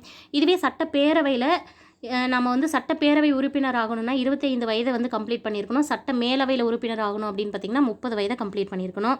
கட்சித்தாவல் தடை சட்டத்தின் கீழே உறுப்பினரை தகுதி இழப்பு செய்பவர் யாருன்னு பார்த்தீங்கன்னா சபாநாயகர். ஒரு கட்சியிலேருந்து இன்னொரு கட்சிக்கு அவங்க மாறி போயிடுறாங்க அப்படின்னு பார்த்தீங்கன்னா அந்த கட்சித்தாவல் தடை சட்டத்தை பேஸ் பண்ணி ஒரு உறுப்பினர் வந்து தகுதி இழந்தவராக யார் முடிவு செய்வாங்க? சபாநாயகர். 1954 கல்வி அமைச்சராக இருந்தவர் யார் அப்படின்னு பார்த்தீங்கன்னா சி. சுப்பிரமணியம். இது எதுக்காக இங்கே மென்ஷன் பண்ணியிருக்கோம் அப்படின்னா குலக்கல்வி திட்டத்தை ராஜாஜி கொண்டு வந்தாங்க பார்த்தியா, அது வந்து செல்லாது அப்படின்னு சொல்லிட்டு அதை ரத்து செய்து அந்த அறிக்கையை படித்தவங்க இவர் தான். சி. சுப்பிரமணியம் அப்படிங்கிறவங்க 1954 கல்வி அமைச்சராக இருந்தாங்க. அவங்க தான் குலக்கல்வி திட்டத்தை வந்து ரத்து செய்து அதை படிச்சிருப்பாங்க. இந்த குலக்கல்வி திட்டத்தை கொண்டு வந்தது யாருன்னு பார்த்தீங்கன்னா ராஜாஜி. யாருடைய ஆட்சி காலத்தில் குலக்கல்வி திட்டம் வந்து ரத்து செய்யப்பட்டது? அப்போ முதலமைச்சராக இருந்தவங்க யாருன்னு பார்த்தீங்கன்னா காமராஜர் இருந்திருப்பாங்க. அடுத்த கொஸ்டின் பாருங்க. ராஜாஜி முதலில் நிதிநிலை அறிக்கையை மெட்ராஸ் மாகாண சட்டமன்றத்தில் தாக்கல் செய்த ஆண்டு எது அப்படின்னு பார்த்தீங்கன்னா 1937. ஃபஸ்ட்டு மெட்ராஸ் மாகாணமாக இருக்கும்போது ராஜாஜி முதலமைச்சராக இருந்தாங்க இல்லையா, அப்போ நிதிநிலை அறிக்கையை வந்து மெட்ராஸ் மாகாண சட்டமன்றத்தில் தாக்கல் செய்த வருடம் 1937. யாருடைய ஆட்சி காலத்தில் வாரிசு அடிப்படையிலான கிராம நிர்வாக அலுவலர் அதாவது கர்ணம் அப்படின்னு சொல்லுவாங்க அப்போல்லாம் விஓஸ் அப்படிங்கிறது. அந்த கர்ணம் பதவி வந்து அப்போல்லாம் பார்த்தீங்கன்னா வாரிசு அடிப்படையில் தான். ஒருத்தர் இருக்காங்கன்னா அவங்களுக்கு பின்னாடி அவங்களுடைய மகன், அவங்களுக்கு பின்னாடி அவங்களுடைய மகன், அந்த மாதிரி வாரிசு அடிப்படையில் கிராம நிர்வாக அலுவலர் பதவி இருந்தது. அந்த கர்ணம் பதவிக்கு முடிவு கொண்டு வரப்பட்டது யாருடைய ஆட்சி காலம்னு பார்த்தீங்கன்னா எம்ஜிஆர் அவர்களுடைய ஆட்சி காலம். தமிழக சட்டப்பேரவை உறுப்பினர்களின் எண்ணிக்கை எத்தனைன்னு பார்த்தீங்கன்னா 234. ஒரு ஆங்கில இந்திய உறுப்பினர் மட்டும் சட்டப்பேரவைக்கு ஆளுநர் நியமனம் செய்வாங்க இந்த 234 பேரில். அந்த ஒருத்தரை வந்து எந்த ஆர்டிகல் படி பார்த்தீங்கன்னா ஆர்டிகல் 333. இந்த 331 அப்படிங்கிறது வந்து மக்களவைக்கு 2 உறுப்பினர்களை குடியரசுத் தலைவர் வந்து நியமனம் செய்கிறாங்க இல்லையா, அந்த ஆர்டிகல் 331. அதுவும் ஆங்கில இந்தியன்ஸ் தான். மெட்ராஸ் சட்டமன்றத்தில் முதல் கூட்டத்தொடர் எப்போது கூட்டப்பட்டதுன்னு கேட்டாங்கன்னா மே 3, 1952. மெட்ராஸ் சட்டமன்றத்தில் முதல் கூட்டத்தொடர் எப்போது கூட்டப்பட்டது? மே 3, 1952. உள்ளாட்சி அமைப்பின் தந்தை யார் அப்படின்னு பார்த்தீங்கன்னா ரிப்பன் பிரபு. உள்ளாட்சி அமைப்பின் தந்தை ரிப்பன் பிரபு. ரிப்பன் பிரபு இந்தியாவில் உள்ளாட்சி அமைப்புகள் ஏற்படுத்த தீர்மானம் கொண்டு வந்த ஆண்டு எது அப்படின்னு கேட்டாங்கன்னா 1882. உள்ளாட்சி அமைப்பின் தந்தை ரிப்பன் பிரபு. ரிப்பன் பிரபு இந்தியாவில் உள்ளாட்சி அமைப்புகள் ஏற்படுத்த தீர்மானம் கொண்டு வந்த ஆண்டு 1882. இந்தியா கிராமங்களில் வாழ்கிறது என்று கூறியவர் மகாத்மா காந்தி. இது எல்லாமே வந்து ரிப்பீட்டாக கேட்ட கொஷின்ஸ், சரியா? ரொம்ப கேர்ஃபுல்லாக படிச்சு வச்சுக்கோங்க. ஸோ ரிப்பீட்டாக கேட்குற கொஷின்ஸ் கட்டாயமாக திரும்பவும் கேட்கறதுக்கு வாய்ப்புகள் வந்து 80 to 90% இருக்குது. இந்தியா கிராமங்களில் வாழ்கிறது என்று கூறியவர் மகாத்மா காந்தி. குடவோலை முறை யாருடைய காலத்தில் இருந்ததாக உத்திரமேரூர் கல்வெட்டில் குறிப்பிடப்பட்டுள்ளது. ஸோ குடவோலை முறை வந்து சோழர்கள் காலத்தில் இருந்ததுன்னு நிறைய இடத்துல படிச்சிட்டோம். இந்த கொஷின் ஏன் எடுத்திருக்கேன் அப்படின்னு பார்த்தீங்கன்னா, அந்த சோழர்கள் காலத்தில் குடவோலை முறை இருந்தது அப்படின்னு சொல்கிற கல்வெட்டு ஒன்று இருக்குல்ல பார்த்தீங்களா, உத்திரமேரூர் கல்வெட்டு. இதை ஞாபகம் வச்சுக்கோங்க. சமூக மேம்பாட்டு திட்டம் கொண்டு வரப்பட்ட ஆண்டு 1952. பல்வந்த்ராய் மேத்தா குழு அமைக்கப்பட்ட ஆண்டு 1957. மக்களாட்சி பரவலாக்களை பரிந்துரை செய்த குழு எது அப்படின்னு கேட்டால் பல்வந்த்ராய் மேத்தா குழு. இதெல்லாம் உள்ளாட்சி அமைப்புகள் தொடர்பான கேள்விகள், சரியா? தொடர்ந்து அது தொடர்பான கேள்விகள் தான் பார்ப்போம். பல்வந்த்ராய் மேத்தா குழு எத்தனை அடுக்குமுறை பஞ்சாயத்து முறையை அறிமுகம் செய்தது அப்படின்னு பார்த்தீங்கன்னா 3 அடுக்கு பஞ்சாயத்து முறை. இது இப்படி மாற்றி கேட்கலாம். 3 அடுக்கு பஞ்சாயத்து முறையை அறிமுகம் செய்த, அதாவது பரிந்துரை செய்த குழு எது அப்படின்னு பார்த்தீங்கன்னா பல்வந்த்ராய் மேத்தா குழு. இவங்க அந்த 3 அடுக்கு முறையை எப்படி வந்து இது பண்ணியிருப்பாங்கன்னா, கிராம அளவில் கிராம பஞ்சாயத்துன்னு சொல்லிட்டு கொடுத்துருப்பாங்க. கிராம அளவில் கிராம பஞ்சாயத்து, வட்டார அளவில் பஞ்சாயத்து சமிதி, மாவட்ட அளவில் ஜில்லா பரிஷத், இப்படி 3 அடுக்க கொடுத்துருப்பாங்க. இந்தியாவில் முதல் பஞ்சாயத்து ராஜ் அமைப்பை நேரு எங்கு எப்போது தொடங்கி வைத்தார் அப்படின்ற கேள்வி பாருங்க. 1959 வருடம் தொடங்கி வைத்தாங்க. அக்டோபர் 2ஆம் தேதி தொடங்கி வைத்தாங்க. ராஜஸ்தானில் இருக்கக்கூடிய நாகூர் மாவட்டத்தில். இது 2-3 டைம்ஸ் கேட்டிருக்கிற கேள்வி. இந்தியாவின் முதல் பஞ்சாயத்து ராஜ் அமைப்பை நேரு எங்கு எப்போது தொடங்கி வைத்தார்? 1959 அக்டோபர் 2, ராஜஸ்தானில் இருக்கக்கூடிய நாகூர் மாவட்டம். அடுத்த கேள்வியை பாருங்கள். பஞ்சாயத்து அமைப்புகளின் நிதிநிலையை ஆராய 1963 அமைக்கப்பட்ட குழு எது அப்படின்னு பார்த்தீங்கன்னா கே சந்தானம் குழு, சரியா? பஞ்சாயத்து அமைப்புடைய நிதிநிலையை ஆராய 1963 அமைக்கப்பட்ட குழு கே சந்தானம் குழு. அசோக் மேத்தா குழு எந்த ஆண்டு அமைக்கப்பட்டதுன்னு கேட்டாங்கன்னா 1977. யாருடைய ஆட்சி காலத்தில்னா மொரார்ஜி தேசாய் அரசு, சரியா? அசோக் மேத்தா குழு அமைக்கப்பட்டது 1977. யாருடைய காலத்தில்? மொரார்ஜி தேசாய் அரசில். அசோக் மேத்தா குழு பஞ்சாயத்து அமைப்புகள் பற்றிய எத்தனை பரிந்துரைகளை வழங்கியது அப்படின்னு பார்த்தீங்கன்னா 132 பரிந்துரைகள். அசோக் மேத்தா இருக்காங்க இல்லையா, அந்த குழு பஞ்சாயத்து அமைப்புகள் தொடர்பாக 132 பரிந்துரைகளை வழங்கினாங்க. இவங்க பரிந்துரைத்த பஞ்சாயத்து முறை என்ன அப்படின்னு பார்த்தோம்னா 2 அடுக்கு பஞ்சாயத்து. 2 அடுக்கு பஞ்சாயத்தை பரிந்துரை செய்த குழு எது அப்படின்னு கேட்கும்போது நம்ம என்ன சொல்லணும்? அசோக் மேத்தா குழுவை சொல்லணும். வட்டார அளவில் இவங்க என்ன பண்ணியிருப்பாங்கன்னா மண்டல பஞ்சாயத்தை எடுத்துக்கோங்க. கிராம அளவில் சொல்லலை, ஒன்று வட்டார அளவு, இன்னொன்று மாவட்ட அளவு. வட்டார அளவில் மண்டல பஞ்சாயத்தும் மாவட்ட அளவில் ஜில்லா பரிஷத்தையும் இவங்க சொல்லியிருப்பாங்க. இந்த பஞ்சாயத்து அமைப்புகளை வேறற்ற புற்கள் அப்படின்னு சொல்லிட்டு ஒரு குழு வந்து வர்ணனை செய்திருப்பாங்க. இது ரொம்ப முக்கியமானது. பஞ்சாயத்து அமைப்புகளை வேறற்ற புற்கள் என்று வர்ணித்த குழு எது அப்படின்னு பார்த்தீங்கன்னா GVK ராவ் குழு. வருஷம் பாருங்கள் 1985. அடுத்த கேள்வி பாருங்கள். வறுமை ஒழிப்பு மற்றும் நிர்வாக செயல்பாடு பற்றி ஆராய அமைக்கப்பட்ட குழு எது அப்படின்னு கேட்டாங்கன்னா, வறுமை ஒழிப்பு மற்றும் நிர்வாக செயல்பாடு குறித்து ஆராய அமைக்கப்பட்ட குழு GVK ராவ் குழு. LM சிங்வி குழு எந்த ஆண்டு அமைக்கப்பட்டதுன்னா 1986. LM சிங்வி குழு அமைக்கப்பட்ட ஆண்டு 1986. உள்ளாட்சி அமைப்புகளுக்கு அரசியலமைப்பு சட்ட அங்கீகாரம் வழங்க பரிந்துரை செய்த குழுன்னு கேட்டாங்கன்னா LM சிங்வி குழுவை சொல்லணும். உள்ளாட்சி அமைப்புகள் இருக்கு இல்லையா, அதுக்கு அரசியலமைப்பு சட்ட அங்கீகாரம் வழங்க பரிந்துரை செய்த குழு LM சிங்வி குழு. 73 மற்றும் 74வது சட்ட கொண்டு வரப்பட்ட ஆண்டு 1992. இதில் 73வது சட்ட திருத்தம் நடைமுறைக்கு கொண்டு வரப்பட்ட ஆண்டு கேட்பாங்க. ஏப்ரல் 24, 1993. அந்த டேட்டோட மென்ஷன் பண்ணி படித்து வச்சுக்கோங்க. ஏப்ரல் 24, 1993. இதுவே 74வது சட்ட திருத்தம் நடைமுறைக்கு வந்தது பார்த்திங்கன்னா ஜூன் 1, 1993. ஒன்று ஏப்ரல் 24, இன்னொன்று வந்து ஜூன் 1. ரெண்டுமே வந்து நடைமுறைக்கு வந்தது 1993 தான். ஃபஸ்ட்டு சட்ட திருத்தம் கொண்டு வந்தது 1992. அடுத்தது 73வது சட்ட திருத்தத்தின்படி அரசியலமைப்பில் சேர்க்கப்பட்டவை யாவைன்னு கேட்டால் 73வது சட்ட திருத்தம் வந்தபோது பகுதி 9 விதிகளில் 243 243 ஓ, இது வந்து கேபிட்டல் ஓ போட்டுக்கோங்க. 243லேருந்து 243 ஓ, அது மட்டும் இல்லாமல் 11வது அட்டவணை இது எல்லாமே சேர்த்துருப்பாங்க. பகுதி 9 விதிகள் 243 டு 243 ஓ, 11வது அட்டவணை இது எல்லாமே 73வது சட்ட திருத்தத்தின்படி அரசியலமைப்பில் சேர்த்துருப்பாங்க. அடுத்தது 74வது சட்ட திருத்தத்தின்படி அரசியலமைப்பு சேர்க்கப்பட்டது எது அப்படின்னு பார்த்தீங்கன்னா பகுதி 9A விதிகள் பார்த்தோம்னா 243P 243ZZ இதில் 12வது அட்டவணையாக சேர்த்துருப்பாங்க. பஞ்சாயத்து அமைப்புகளின் அடித்தளமாக கருதப்படுவது எதுன்னு ஒரு கேள்வி கேட்பாங்க. கிராம பஞ்சாயத்து தான். சரியா? பஞ்சாயத்து அமைப்புகளின் அடித்தளம் எது? கிராம பஞ்சாயத்து. கிராம பஞ்சாயத்தில் வந்து எத்தனை நபர்கள் இருப்பாங்க? மக்கள் தொகை பார்த்திங்கன்னா 500 இருக்கிற மக்கள் தொகையை எடுத்துக்கலாம். ஊராட்சி ஒன்றியத்துடைய மக்கள் தொகை எவ்வளோ இருக்கணும் அப்படின்னு பார்த்திங்கன்னா 5000 இருக்கணும். ஊராட்சி ஒன்றியம் அப்படின்னு சொல்லும்போது அதோட மக்கள் தொகை 5000. ஊராட்சி ஒன்றியத்துடைய நிர்வாக பணிகள் எல்லாம் மேற்கொள்ளுவருக்கு பேர் என்ன அப்படின்னு பார்த்திங்கன்னா வட்டார வளர்ச்சி அலுவலர். நாம் சொல்லுவோம் இல்லையா BDO அப்படின்னு சொல்லிட்டு, அவங்க தான் வட்டார வளர்ச்சி அலுவலர் தான் ஊராட்சி ஒன்றியத்துடைய நிர்வாக பணிகளை மேற்கொள்பவர். பஞ்சாயத்து அமைப்புகளின் மேல்மட்ட அமைப்பாக கருதப்படுவது எது அப்படின்னு பார்த்திங்கன்னா மாவட்ட பஞ்சாயத்து. பஞ்சாயத்து அமைப்புகள் இருக்கு இல்லையா, அதோடைய மேல்மட்ட அமைப்பாக கருதப்படுவது மாவட்ட பஞ்சாயத்து. மாவட்ட திட்டக்குழுவின் தலைவர் யாருன்னு பார்த்தீங்கன்னா மாவட்ட பஞ்சாயத்தோடைய தலைவர். மாவட்ட திட்டக்குழுவுக்கு தலைவராக இருப்பவங்க மாவட்ட பஞ்சாயத்துக்கு தலைவராக இருப்பாங்க. மாவட்டத்தின் வளர்ச்சி திட்டங்களை தயாரித்து மாநில திட்டக்குழுவுக்கு அனுப்புவது எதுன்னு ஒரு கேள்வி கேட்பாங்க. மாவட்ட திட்டக்குழு என்ன பண்ணியிருப்பாங்கன்னா மாவட்டத்துக்கு என்னெல்லாம் வளர்ச்சி திட்டங்கள் தேவையோ அதெல்லாம் தயார் செய்து மாநில திட்டக்குழுவுக்கு அனுப்பி வைப்பாங்க. கிராம பஞ்சாயத்தின் சட்டப்பூர்வ அமைப்பு எது அப்படின்னு கேட்டாங்கன்னா கிராம சபை. சரியா? கிராம சபை தான் கிராம பஞ்சாயத்தை பொறுத்த வரைக்கும் சட்டப்பூர்வ அமைப்பு. கிராம சபைக்கு தலைவர் யாருன்னு கேட்டால் கிராம பஞ்சாயத்துக்கு யார் தலைவராக இருக்காங்களோ அவங்க தான் கிராம சபைக்கான தலைவர். கிராம சபை ஆண்டுக்கு எத்தனை முறை கூடும் அப்படின்னு பார்த்தீங்கன்னா முன்னாடியெல்லாம் 4 முறை கூடும், இப்போ வந்து 6 முறை கூடும். சரியா? எதுன்னு பார்த்தீங்கன்னா ஜனவரி 26, மார்ச்சில் 22, மேவில் 1, ஆகஸ்ட் 15, அக்டோபர் 2, நவம்பர் 1. சரியா? ஜனவரி 26, மார்ச் 22, மே 1, ஆகஸ்ட் 15, அக்டோபர் 2, நவம்பர் 1. அடுத்தது பாருங்கள், நகரங்களில் 3 அடுக்கு பஞ்சாயத்து முறை யாவைனா பேரூராட்சி, நகராட்சி, மாநகராட்சி. சரியா? நகரங்களை பொறுத்த வரைக்கும் 3 அடுக்கு முறை பஞ்சாயத்து என்னென்ன? பேரூராட்சி, நகராட்சி, மாநகராட்சி. இதை தவிர மற்ற 6 நகர உள்ளாட்சி அமைப்புகளும் இருக்குது. இது முக்கியமானது. நகரியம், இராணுவ குடியிருப்பு வாரியம், குறிப்பிட்ட பகுதி குழுக்கள், நகரப்பகுதி குழுக்கள், துறைமுக பொறுப்பு கழகம், சிறப்பு பயன்பாட்டு முகமைகள். ரொம்ப ரொம்ப முக்கியமானது. கேள்விகள் கேட்கலாம். சரியா? ஆல்ரெடி கேட்டிருக்காங்க. அதையும் என்னன்ட்டு நான் உங்களுக்கு அடுத்தடுத்த கொஸ்டினில் சொல்கிறேன். நகரியம், இராணுவ குடியிருப்பு வாரியம், குறிப்பிட்ட பகுதி குழுக்கள், நகரப்பகுதி குழுக்கள், துறைமுக பொறுப்பு கழகம், சிறப்பு பயன்பாட்டு முகமை. இதெல்லாம் வந்து மற்ற நகரங்களை தவிர மீதி இருக்கக்கூடிய 6 நகர உள்ளாட்சி அமைப்புகள். சரியா? அடுத்தது பாருங்கள், இந்தியாவில் முதலில் பேரூராட்சி ஏற்படுத்தப்பட்ட மாநிலம் எதுன்னு கேட்டாங்கன்னா தமிழ்நாடு. பேரூராட்சியில் மக்கள் தொகை எவ்வளோ இருக்கணும் அப்படின்னு கேட்டால் நம்ம பார்த்திங்கன்னா 10,000 மக்கள் தொகை இருக்கணும். ஞாபகம் வச்சுக்கோங்க. பேரூராட்சியின் நிர்வாக பணிகளை யார் மேற்கொள்வாங்கன்னா செயல் அலுவலர்னு பேர் அவருக்கு. பேரூராட்சியை பொறுத்த வரைக்கும் நிர்வாகம் செய்பவர் செயல் அலுவலர். நகராட்சியை பொறுத்த வரைக்கும் மக்கள் தொகை எவ்வளோ இருக்கணும் அப்படின்னா 1,00,000 இருக்கணும். நகராட்சியோட நிர்வாக பணிகளை மேற்கொள்பவருக்கு பேர் நகராட்சி ஆணையர். பேரூராட்சிக்கு எப்படி செயல் அலுவலரோ அந்த மாதிரி நகராட்சிக்கு யார்? நகராட்சி ஆணையர். தமிழ்நாட்டில் தோற்றுவிக்கப்பட்ட முதல் நகராட்சி எது அப்படின்னு கேட்டாங்கன்னா வாலாஜாபேட்டை. ஞாபகம் வச்சுக்கோங்க, ரொம்ப முக்கியமானது. வாலாஜாபேட்டை தான் தமிழ்நாட்டை பொறுத்த வரைக்கும் ஃபஸ்ட்டு தோற்றுவிக்கப்பட்ட நகராட்சி. இந்தியாவில் தோற்றுவிக்கப்பட்ட முதல் மாநகராட்சி கேட்டாங்கன்னா சென்னை. 1688 தோற்றுவிக்கப்பட்டது. இந்தியாவிலேயே ஃபஸ்ட்டு தமிழ்நாட்டில் கிடையாது, இது இந்தியாவிலேயே தோற்றுவிக்கப்பட்ட முதல் மாநகராட்சி சென்னை மாநகராட்சி 1688. சென்னை மாநகராட்சியில் இப்போ இருக்கக்கூடிய வார்டு உறுப்பினர்கள் எத்தனை பேர்னா 200 பேர். மாநகராட்சி நிர்வாக பணிகளை மேற்கொள்கிறாங்க இல்லையா, எந்த மாநகராட்சி? சென்னையை பொறுத்த வரைக்கும் கிடையாது. மாநகராட்சி அப்படின்னாவே அதோடைய நிர்வாக பணிகளை மேற்கொள்பவர் மாநகராட்சி ஆணையர்.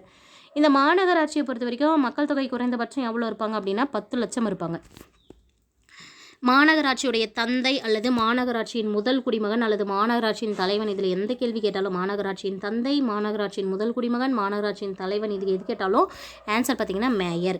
பொதுத்துறை நிறுவனங்கள் தங்கள் பணியாளர் குடியிருப்புக்கு ஏற்படுத்துவது என்ன அப்படின்னு பார்த்திங்கன்னா பொதுத்துறை நிறுவனங்கள் இருக்கு இல்லையா, அதில் வேலை செய்யக்கூடிய தன்னுடைய பணியாளர்களுக்காக பொதுத்துறை நிறுவனங்களால் ஏற்படுத்தப்படுவது தான் அந்த குடியிருப்புக்கு தான் நகரியம் அப்படின்னு பேர்.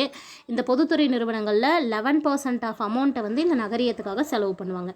இராணுவ குடியிருப்பு வாரிய சட்டம் இயற்றப்பட்ட ஆண்டு எது அப்படின்னு கேட்டாங்கன்னா 1924. இராணுவ குடியிருப்பு வாரிய சட்டம் இயற்றப்பட்ட ஆண்டு 1924. இராணுவ பணியாளர்களின் குடியிருப்பு நிர்வாகத்தை மேற்கொள்வது இராணுவ குடியிருப்பு வாரியம். இராணுவ பணியாளர்கள் இருக்காங்களே அவங்களுக்கு குடியிருப்பு நிர்வாகம் மேற்கொள்வது இராணுவ குடியிருப்பு வாரியம். மத்திய அரசுடைய பாதுகாப்பு துறைக்கு கீழே தான் இந்த இராணுவ குடியிருப்பு வாரியம் இருக்கும். இதை கேள்வியாக கேட்பாங்க. இராணுவ குடியிருப்பு வாரியம் எதன் கீழ் வந்து இருக்குது அப்படின்னா மத்திய அரசுடைய பாதுகாப்பு துறையின் கீழ் உள்ளது. தற்போது இந்தியாவில் எத்தனை குடியிருப்பு வாரியங்கள் இருக்குது அப்படின்னு கேட்டாங்கன்னா 62. சரியா? தற்போது இந்தியாவில் எத்தனை இராணுவ குடியிருப்பு வாரியங்கள் இருக்குது? 62. நகராட்சி அமைப்புகள் ஏற்படுத்த முடியாத போது ஏற்படுத்தப்படும் குழுக்கள் யாவைனா குறிப்பிட்ட பகுதி குழுக்கள். நகராட்சி அமைப்புகள் வந்து ஏற்படுத்த முடியல, அந்த இடத்துல ஏற்படுத்தக்கூடிய குழுக்களுக்கு பேர் தான் குறிப்பிட்ட பகுதி குழுக்கள். நகரப்பகுதி குழுக்களில் அதிகமாக யாருக்கு அதிகாரம் இருக்கும் ஒரு கேள்வி பாருங்கள். நகரப்பகுதி குழுக்களில் அதிக அதிகாரம் பெற்றவர் யாருன்னா மாவட்ட ஆட்சியர். துறைமுக பகுதிகளை பாதுகாப்பதற்கும் நிர்வாகம் செய்வதற்கும் ஏற்படுத்தப்பட்டது தான் துறைமுக பொறுப்பு கழகம். இதுலேயே இருக்கு இல்லையா? துறைமுக பகுதிகளை பாதுகாக்கவும் நிர்வகிக்கவும் ஏற்படுத்தப்பட்டது துறைமுக பொறுப்பு கழகம். பஞ்சாயத்து அமைப்புகள் பற்றிய அரசியலமைப்பு விதி எது அப்படின்னு கேட்டாங்கன்னா விதி 243. இதுவே நகராட்சி அமைப்பாக இருந்தால் 243 பி. சரியா? கிராம சபையை பற்றி சொல்கிற அரசியலமைப்பு விதி 243 ஏ. அதுவே பஞ்சாயத்து அமைப்புகளின் இடஒதுக்கீடு தொடர்பாக சொல்கிற விதி 243 டி. இதில் நகராட்சி சம்மந்தப்பட்ட இடஒதுக்கீடாக இருந்தால் 243 டி. சரியா? பஞ்சாயத்து அமைப்புகளுக்கு எத்தனை அதிகாரங்கள் மற்றும் கடமைகள் வந்து விதி 243 ஜியில் குறிப்பிடப்பட்டுள்ளது. இந்த விதியும் நீங்கள் நல்லா படித்து வச்சுக்கணும். பஞ்சாயத்து அமைப்புகளுக்கு எதுனா 243 ஜி. எத்தனை அதிகாரம் கடமை இருக்குன்னா 29 அதிகாரம் கடமை. சரியா? அடுத்த கேள்வி பாருங்கள். நகராட்சி அமைப்புகளுக்கு எத்தனை வகையான அதிகாரங்கள் கடமைகள் விதி 243 டபிள்யூவில் இருக்குது. இதுவே நகராட்சியாக இருந்தால் பஞ்சாயத்து அமைப்பாக இல்லாமல் நகராட்சி அமைப்புக்கு எந்த விதி அப்படின்னா 243 டபிள்யூவில் அதிகாரங்கள் கடமைகள் குறிப்பிடப்பட்டிருக்கு. எத்தனைன்னு பார்த்தீங்கன்னா 18. சரியா? பஞ்சாயத்து நகராட்சி அமைப்புகளின் தேர்தலை நடத்துவது எதுன்னு கேட்டால் மாநில தேர்தல் ஆணையம். இந்த பஞ்சாயத்து சம்மந்தப்பட்ட நகராட்சி அமைப்புகள் சம்மந்தப்பட்ட தேர்தலை யார் நடத்துகிறாங்க? மாநில தேர்தல் ஆணையம். மத்திய மற்றும் மாநில உறவுகள் எத்தனை வகையாக பிரிக்கப்பட்டிருக்கு அப்படின்னு கேட்டாங்கன்னா 3 வகையாக. மத்திய மாநில உறவுகள் எவ்வாறு பிரிக்கப்பட்டுள்ளது? 3ஆக பிரிக்கப்பட்டுள்ளது. அதில் ஃபஸ்ட்டு பார்த்தா சட்டமன்ற உறவுகள் ஆர்டிக்கல் பார்க்கும்போது 245லேருந்து 255. இது ரொம்ப முக்கியமானது, கேட்கக்கூடியது. சரியா? சட்டமன்ற உறவுகள் விதி 245லேருந்து 55. நிர்வாக உறவுகளை பொறுத்த வரைக்கும் விதி 256லேருந்து 63. நிதி உறவுகளை பொறுத்த வரைக்கும் 268லேருந்து 293. நிர்வாக சீர்திருத்த ஆணையம் முதலாவதாக அமைக்கப்பட்டது 1966. முதல் நிர்வாக சீர்திருத்த ஆணையம் அமைக்கப்பட்டது 1966. முதலாவது நிர்வாக சீர்திருத்த ஆணையம் அறிக்கை அளித்த ஆண்டு 1969. முதல் நிர்வாக சீர்திருத்த ஆணையம் எத்தனை பரிந்துரைகள் வழங்கியதுன்னு ஞாபகம் வச்சுக்கோங்க, 578. இந்த முதல் நிர்வாக சீர்திருத்த ஆணையம் யாரை பின்பற்றியது? ரொம்ப ரொம்ப முக்கியமான கேள்வி. கே. ஹனுமந்தையாவை பின்பற்றி இயங்கியது. நிர்வாக தீர்ப்பாயங்கள் லோக்பால், லோக் ஆயுக்தா இதெல்லாம் ஏற்படுத்தணும்னு பரிந்துரை செய்த ஆணையம் எதுனா முதல் நிர்வாக சீர்திருத்த ஆணையம். இந்த நிர்வாக தீர்ப்பாயங்கள் லோக்பால், லோக் ஆயுக்தாலாம் வேணும் அப்படின்னு சொன்ன ஆணையம் முதல் நிர்வாக சீர்திருத்த ஆணையம். மத்திய மாநில உறவுகளை பற்றி ஆராய தமிழக அரசால் அமைக்கப்பட்ட குழு எது அப்படின்னு பார்த்தீங்கன்னா பி. வி. ராஜமன்னார் குழு. எந்த ஆண்டு அமைக்கப்பட்டது? 1969. எத்தனை நபர்கள் இருந்தாங்க? 3 நபர்கள் இருந்தாங்க. சரியா? பி. வி. ராஜமன்னார் அதில் தலைவராக இருந்தார். லட்சுமண சுவாமி முதலியாரும் சந்திரா ரெட்டியும் மீதி 2 உறுப்பினர்கள். சரியா? பி. வி. ராஜமன்னார் தலைவர், லட்சுமண சுவாமி மற்றும் பி. சந்திரா ரெட்டி மற்ற உறுப்பினர்கள். பி. வி. ராஜமன்னார் குழு அறிக்கை சமர்ப்பித்த ஆண்டு 1971. அமைக்கப்பட்டது 1969. அறிக்கை அளித்தது 1971.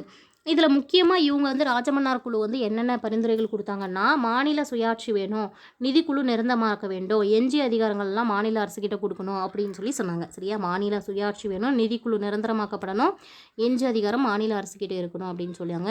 அடுத்து பாருங்க, மத்திய மாநில உறவுகளை பற்றி ஆராய மத்திய அரசால் அமைக்கப்பட்ட ஆணையம் எது அப்படின்னு பார்த்தீங்கன்னா சர்க்காரியா ஆணையம். சர்க்காரியா ஆணையம் எந்த ஆண்டு அமைக்கப்பட்டதுன்னு அடிக்கடி கேட்டிருக்காங்க. 1983. சர்க்காரியா ஆணையம் எந்த ஆண்டு அமைக்கப்பட்டது? 1983. பரிந்துரைகள் எத்தனை கொடுத்தாங்க சர்க்காரியா ஆணையத்திலும் பார்த்தீங்கன்னா 247. அதில் இது வரைக்கும் கிட்டத்தட்ட 180க்கும் மேற்பட்ட பரிந்துரைகள் வந்து செயல்பாட்டுக்கு வந்துருச்சு. அனந்தபூர் சாஹிப் தீர்மானம் இயற்றப்பட்ட ஆண்டு கேட்டிருக்காங்க பாருங்க, 1973. அனந்தபூர் சாஹிப் தீர்மானம் கொண்டு வரப்பட்ட ஆண்டு 1973. இரண்டாவது நிர்வாக சீர்திருத்த ஆணையம், முதல் நிர்வாக சீர்திருத்த ஆணையம் 1966 இல்லையா? அந்த மாதிரி இரண்டாவது நிர்வாக சீர்திருத்த ஆணையம் எப்போது அமைக்கப்பட்டதுன்னா 2005. இந்த இரண்டாவது நிர்வாக சீர்திருத்த ஆணையம் யாருடைய தலைமையில் அமைக்கப்பட்டது? அங்கே வந்து கே. ஹனுமந்தையாவை பின்பற்றியது அப்படின்னு சொன்னாங்க இல்லையா? அந்த மாதிரி இங்கே இரண்டாவது நிர்வாக சீர்திருத்த ஆணையம் யாருடைய தலைமையில் அமைக்கப்பட்டதுன்னா வீரப்ப மொய்லி அவர்களுடைய தலைமையில் அமைக்கப்பட்டது. எம்.எம். பூஞ்சி ஆணையம் எந்த ஆண்டு அமைக்கப்பட்டதுன்னு ஒரு கொஸ்டின் கேட்டிருக்காங்க பாருங்கள். இது முக்கியமான கேள்வி. 2007. சரியா?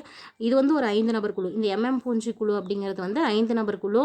இந்த மதன் மோகன் பூஞ்சி அப்படிங்கிறது தான் வந்து எம்.எம். பூஞ்சி அப்படின்னு சொல்லுவாங்க.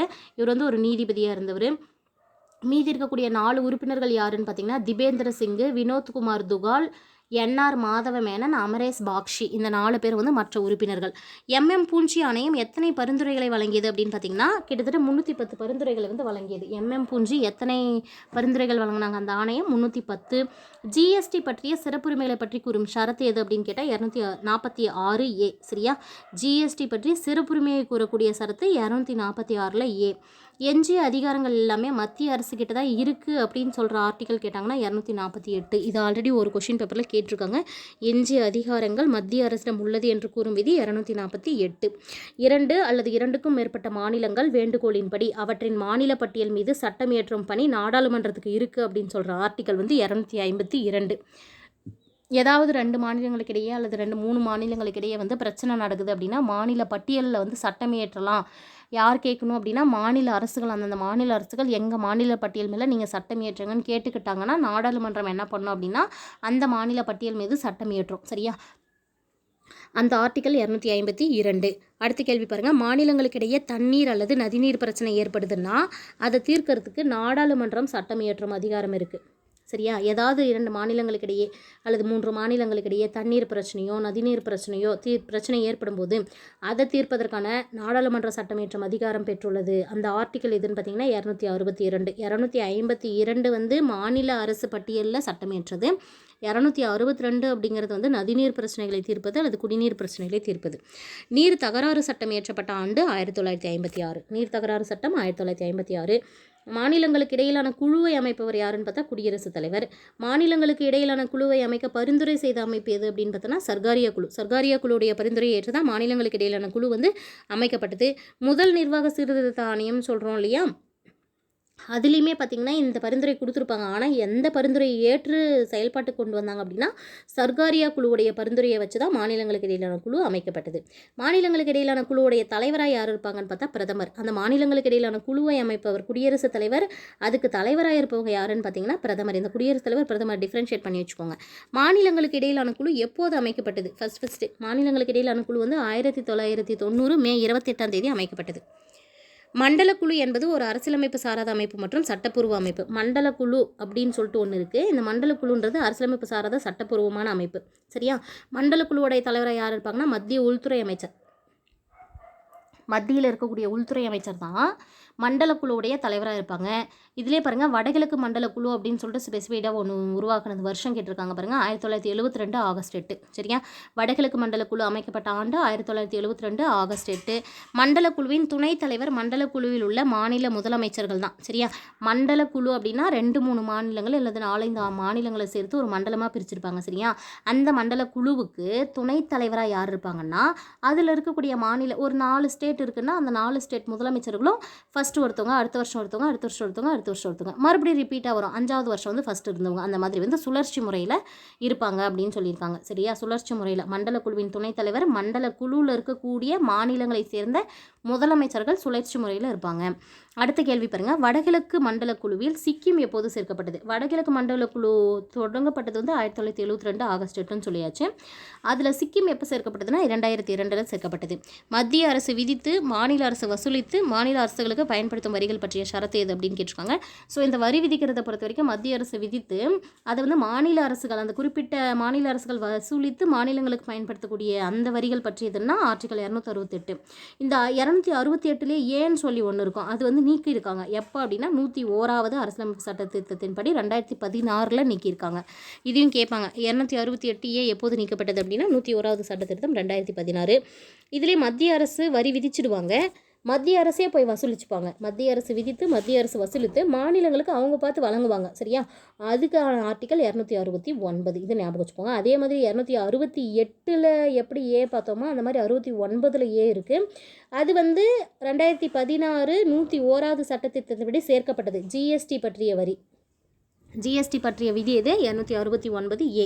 இந்த ஜிஎஸ்டி கவுன்சில்னு தனியாக ஒன்று இருக்கும். ஜிஎஸ்டி பற்றியே ஜிஎஸ்டி கவுன்சில் ஒன்று இருக்கும். அது வந்து 279A. இந்த 268, 68A, 69, 69A, 79A இது எல்லாமே வந்து நல்லா பார்த்து வச்சுக்கோங்க. சரியா? மத்திய நிதிக்குழு அல்லது நிதி ஆணையம் பற்றிய விதி எது அப்படின்னு கேட்குறாங்க. இதுவும் கேட்ட கொஷின் தான். 280. மத்திய நிதிக்குழு அல்லது நிதி ஆணையம் பற்றிய விதி 280. மாநில நிதி ஆணையம் பற்றிய ஷரத்து கேட்டாங்கன்னா 243I மற்றும் 243Y. இது பஞ்சாயத்து அமைப்புகளுக்கு, இது நகராட்சி அமைப்புகளுக்கு. சரியா? மாநில நிதி ஆணையம் பற்றிய ஷரத்து 243I அப்படிங்கிறது பஞ்சாயத்து அமைப்புகளுக்கு, 243Y அப்படிங்கிறது வந்து நகராட்சி அமைப்புகளுக்கு. இந்திய குடிமைப் பணிகளின் தந்தை என்று அழைக்கப்பட்டவர் காரன்வாலிஸ். அகில இந்திய பணிகளின் தந்தை என்று அழைக்கப்பட்டவர் வல்லபாய் பட்டேல். இந்திய குடிமைப் பணிகளின் தந்தை காரன்வாலிஸ், அகில இந்திய பணிகளின் தந்தை வல்லபாய் பட்டேல்.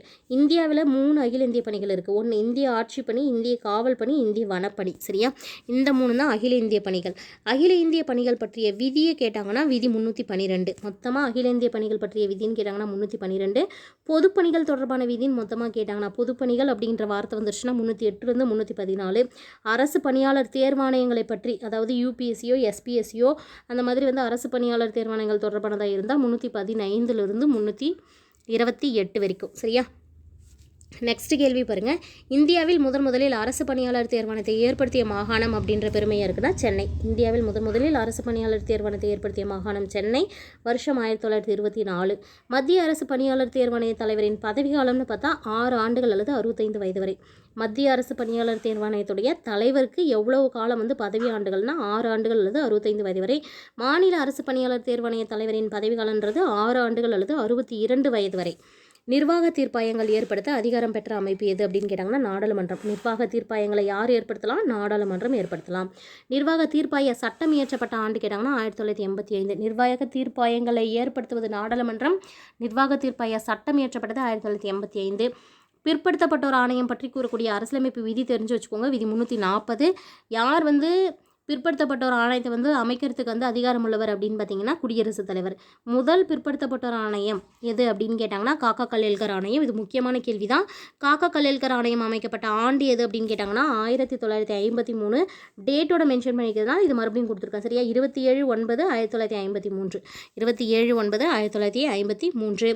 அதே மாதிரி இரண்டாவது பிற்படுத்தப்பட்டோர் ஆணையம் எது அப்படின்னு பார்த்தீங்கன்னா பிபி மண்டல் ஆணையம். அவருடைய தலைமையில் அமைக்கப்பட்டது 1979 அமைக்கப்பட்டது. மண்டல் ஆணையம் மத்திய அரசு பணிகளில் எத்தனை சதவீத இடஒதுக்கீடை பரிந்துரை செய்தது அப்படின்னு பார்த்தீங்கன்னா 27% இடஒதுக்கீடு. தேசிய பிற்படுத்தப்பட்டோர் ஆணையம் ஏற்படுத்தப்பட்ட ஆண்டு, ஸோ பிற்படுத்தப்பட்டோருக்குனே தேசிய அளவில் ஒரு ஆணையம் ஏற்படுத்தப்பட்ட ஆண்டு 1993. அடுத்த கேள்வி பாருங்கள். நெருக்கடி நிலை தொடர்பான அரசியலமைப்பின் பகுதி எது அப்படின்னு கேட்டாங்கன்னா பகுதி 18. நெருக்கடி நிலை தொடர்பான அரசியலமைப்பு பகுதி 18. நெருக்கடி நிலை பற்றிய அரசியலமைப்பு விதிகள் கேட்டாங்கன்னா 352 360. இது வந்து விரிவாக இங்கே பார்க்கலாம் பாருங்கள். தேசிய நெருக்கடியை குடியரசுத் தலைவர் எந்த காரணங்களுக்காக அறிவிப்பாங்க அப்படின்னு ஒரு 3 சமயத்தில் அறிவிப்பாங்க. போர், அயல்நாட்டு ஆக்கிரமிப்பு, ஆயுத கிளர்ச்சி.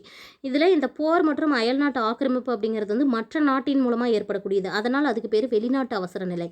இந்த ஆயுத கிளர்ச்சி அப்படிங்கிறது உள்நாட்டிலே ஏற்படக்கூடிய ஆயுதங்கள் மூலமாக ஒருத்தர் சண்டை போட்டுக்கிறது. சரியா, அது உள்நாட்டு அவசர நிலை. வெளிநாட்டு அவசர நிலை அப்படிங்கிறது போர் மற்றும் அயல்நாட்டு ஆக்கிரமிப்பு. உள்நாட்டு அவசர நிலை அப்படிங்கிறது ஆயுத கிளர்ச்சி. சரியா, அடுத்த கேள்வி பாருங்க. தேசிய நெருக்கடியை எத்தனை மாதங்களுக்கு அறிவிக்கலாம் அப்படின்னு பார்த்தீங்கன்னா 6 மாதங்கள். மறுபடியும் 6 மாதம் கழிச்சு மறுபடியும் நாடாளுமன்றத்தில் ஒப்புதல் வாங்கி திரும்பவும் 6 மாதங்களுக்கு, அந்த மாதிரி எத்தனை முறைனாலும் தொடர்ச்சியாக வந்து அறிவிச்சுட்டே இருக்கலாம். இந்தியாவில் எத்தனை முறை தேசிய நெருக்கடி அறிவிக்கப்பட்டிருக்குன்னா இது வரைக்கும் 3 முறை அறிவிக்கப்பட்டிருக்கு. தேசிய நெருக்கடியை பற்றி ஆராய அமைக்கப்பட்ட ஒரு குழு, தேசிய நெருக்கடியை பற்றி ஆராய்ச்சி செய்கிறதுக்கே ஒரு குழு அமைக்கப்பட்டது. அது என்ன அப்படின்னு பார்த்தீங்கன்னா ஷா குழு. தேசிய நெருக்கடி அறிவிக்கப்பட்டதால் விதி 19 தானே நின்றுவிடும். எப்பெல்லாம் வந்து தேசிய நெருக்கடி அறிவிக்கப்படுதோ அப்போல்லாம் ஆர்டிகல் 19 இருக்கக்கூடிய அந்த அடிப்படை உரிமைகள் இருக்கு இல்லையா, அது வந்து தானாகவே நின்றோம் அப்படின்னு சொல்கிறதுக்கே ஒரு ஆர்டிக்கல் இருக்குது. அது என்னன்னு பார்த்தோம்னா 358. அதுவே ஆயுத கிளர்ச்சியாக இருந்தால் உள்நாட்டு நெருக்கடி நிலைன்னு வருது இல்லையா, அப்போ ஆர்டிகல் 19 வந்து இழக்காது, அது செயல்பட்டுகிட்டே இருக்கும், அது வந்து அப்போ நிற்காது அப்படின்னு சொல்கிற சட்டம் எது அப்படின்னு பார்த்தோம்னா 44வது சட்ட திருத்தம்.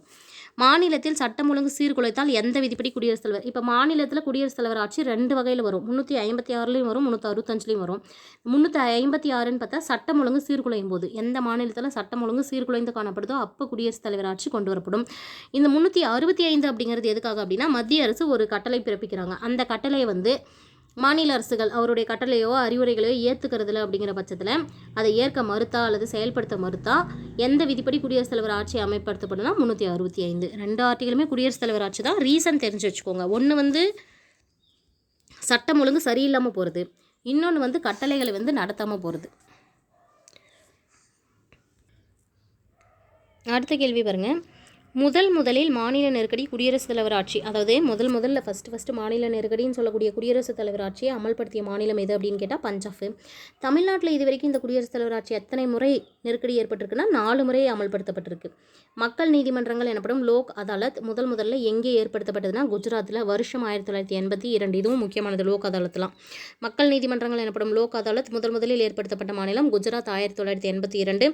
நீண்ட காலம் தேங்கி இருக்கக்கூடிய குற்றவியல் வழக்குகளை தவிர மற்ற வழக்குகள், இது வந்து குற்றவியல் வழக்குகளை பார்க்காது. சரியா, நீண்ட காலமாக தேங்கி இருக்கக்கூடிய குற்றவியல் வழக்குகளை விடுத்து மற்ற வழக்குகளை தீர்க்க ஏற்படுத்தப்பட்ட அமைப்பு தான் லோக் அதாலத். விரைவு நீதிமன்றங்கள்னு சொல்லலாம். பார்த்துக்கோங்களேன். லோக் அதாலத் எந்த விதமான வழக்குகளை விசாரிக்கும் அப்படின்னு பார்த்தா வங்கி மோசடி, அதாவது பணம் சம்மந்தப்பட்ட வங்கி மோசடி, வாகன விபத்து, குடும்ப வன்முறைகள் அப்படிங்கிற மாதிரியான திருமண முறிவுகள், இதை பற்றின வழக்குகள் எல்லாம் நிலுவையில் இருக்கிற வழக்குகளை வந்து விசாரணை செய்து முடிக்கும். தமிழ்நாட்டில் லோக் அதாலத் எங்கே இருக்குது அப்படின்னு பார்த்தா சென்னை உயர்நீதிமன்றத்தில் நிரந்தரமாக ஏற்படுத்தப்பட்டிருக்கு. ஓம்புட்ஸ்மேன் அமைப்பு அப்படிங்கிறது எங்கே உருவாக்கப்படுதுன்னா ஸ்வீடனில். சரியா, தோற்றுவிக்கப்பட்ட வருஷம் 1809. ஓம்புட்ஸ்மேன் அப்படிங்கிறது வந்து ஸ்வீடனில் 1809 தோற்றுவிக்கப்பட்ட அமைப்பு. பிரதமர், மத்திய அமைச்சர்கள், நாடாளுமன்ற உறுப்பினர்கள் இவங்க பற்றின புகார்களை விசாரிக்க ஏற்படுத்தப்பட்ட அமைப்பு லோக்பால். சரியா, பிரதமர், மத்திய அமைச்சர்கள், நாடாளுமன்ற உறுப்பினர்கள் இவங்க சம்பந்தமான புகார்களை விசாரிக்க ஏற்படுத்தப்பட்ட அமைப்பு லோக்பால். இந்த லோக்பால் மற்றும் லோக் ஆயுக்தா சட்டம் இயற்றப்பட்ட ஆண்டு முக்கியமானது, ஆல்ரெடி கேட்டிருக்காங்க, 2013. சரியா, லோக்பால் அமைப்புடைய நோக்கம் என்ன அப்படின்னு பார்த்தீங்கன்னா பொது வாழ்வில் ஊழலை ஒழிக்கணும். லோக்பால் அமைப்பின் முக்கிய நோக்கம் பொது வாழ்வில் ஊழலை ஒழிப்பது. லோக் ஆயுக்தா முதலில் ஏற்படுத்தப்பட்ட மாநிலம் எதுன்னு கேட்டால் மகாராஷ்டிரா 1971. லோக் ஆயுக்தா அப்படிங்கிறது ஃபஸ்ட்டு எங்கே ஏற்படுத்தப்பட்ட மாநிலம்னா மகாராஷ்டிரா 1971. தலைவர் மற்றும் உறுப்பினர்களை யார் நியமனம் செய்கிறாங்க இந்த லோக் ஆயுக்தாக்குன்னு பார்த்தா ஆளுநர். இவங்களுடைய பதவிக்காலம் 5 ஆண்டுகள் அல்லது 65 வயது. இது ஞாபகம் வச்சுக்கோங்க, 5 ஆண்டுகள் அல்லது 65 வயது. மாநில அமைச்சர்கள் பாருங்கள், மாநில அமைச்சர்கள், முதலமைச்சர், சட்டமன்ற உறுப்பினர்கள், மாநில உயர் அலுவலர்கள் தொடர்பான ஊழல்களை விசாரிக்கக்கூடிய அமைப்பு லோக் ஆயுக்தா. அங்கே எப்படி லோக்பாலோ அந்த மாதிரி இங்கே லோக் ஆயுக்தா. ஊழல் தடுப்பு சட்டம் இயற்றப்பட்ட ஆண்டு 1988. ஊழல் தடுப்பு சட்டம் இயற்றப்பட்ட ஆண்டு 1988. தமிழ்நாட்டில் லோக் ஆயுக்தா சட்டம் இயற்றப்பட்ட ஆண்டு எது அப்படின்னு கேட்டால் ஜூலை 9, 2018. தமிழ்நாட்டில் லோக் ஆயுக்தா சட்டம் எப்போது இயற்றப்பட்டது? ஜூலை 9, 2018. தேசிய குழந்தை தொழிலாளர் கொள்கை கொண்டு வரப்பட்ட ஆண்டு. சரியா, இது வந்து ஒரு முக்கியமான ஆண்டுகள் மட்டும் ஒரு 4-5 பாயிண்ட் கொடுத்துருக்கேன். சரிங்களா, தேசிய குழந்தை தொழிலாளர் கொள்கை கொண்டு வரப்பட்ட ஆண்டு 1987. தொழிற்சாலை சட்டம் இயற்றப்பட்ட ஆண்டு 1948. சுரங்க சட்டம் இயற்றப்பட்ட ஆண்டு 1952. தோட்ட தொழிலாளர் சட்டம் இயற்றப்பட்ட ஆண்டு 1951. குழந்தை திருமண தடை சட்டம் எப்போது இயற்றப்பட்டதுன்னு பார்த்தீங்கன்னா அதுக்கு பேர் சாரதா சட்டம்னு சொல்லுவோம். குழந்தை திருமண தடை சட்டம் 1929. மருத்துவ முறையிலான கருக்கலைப்பு சட்டம் 1971 இயற்றப்பட்டது. குடும்ப வன்முறை தடுப்பு சட்டம் இயற்றப்பட்டது 2005. சரியா ஃப்ரெண்ட்ஸ், நம்ம சேனல் இப்போ தான் ஃபஸ்ட் டைம் பார்க்குறீங்க அப்படின்னா சேனலை சப்ஸ்கிரைப் பண்ணிக்கோங்க. பக்கத்தில் இருக்கிற பெல் ஐக்கனை கிளிக் பண்ணி ஆல்னு செட் பண்ணி வச்சுக்கோங்க. முடிஞ்ச வரைக்கும் நம்ம சேனலுடைய லிங்க்கை வந்து உங்கள் ஃப்ரெண்ட்ஸுக்கு எவ்வளோ ஷேர் பண்ண முடியுமோ அவ்வளோ ஷேர் பண்ணி விடுங்க. லாஸ்ட் மினிட்ஸில் ரிவிஷன் பண்ணுறதுக்கு ரொம்ப யூஸ்ஃபுல்லாக இருக்கும். ஸோ முடிஞ்ச வரைக்கும் ஃப்ரெண்ட்ஸுக்கு ஷேர் பண்ணி விடுங்க. நெக்ஸ்ட் வந்து எக்கனாமிக் கேள்விகளோட பார்க்கலாம். தேங்க்யூ.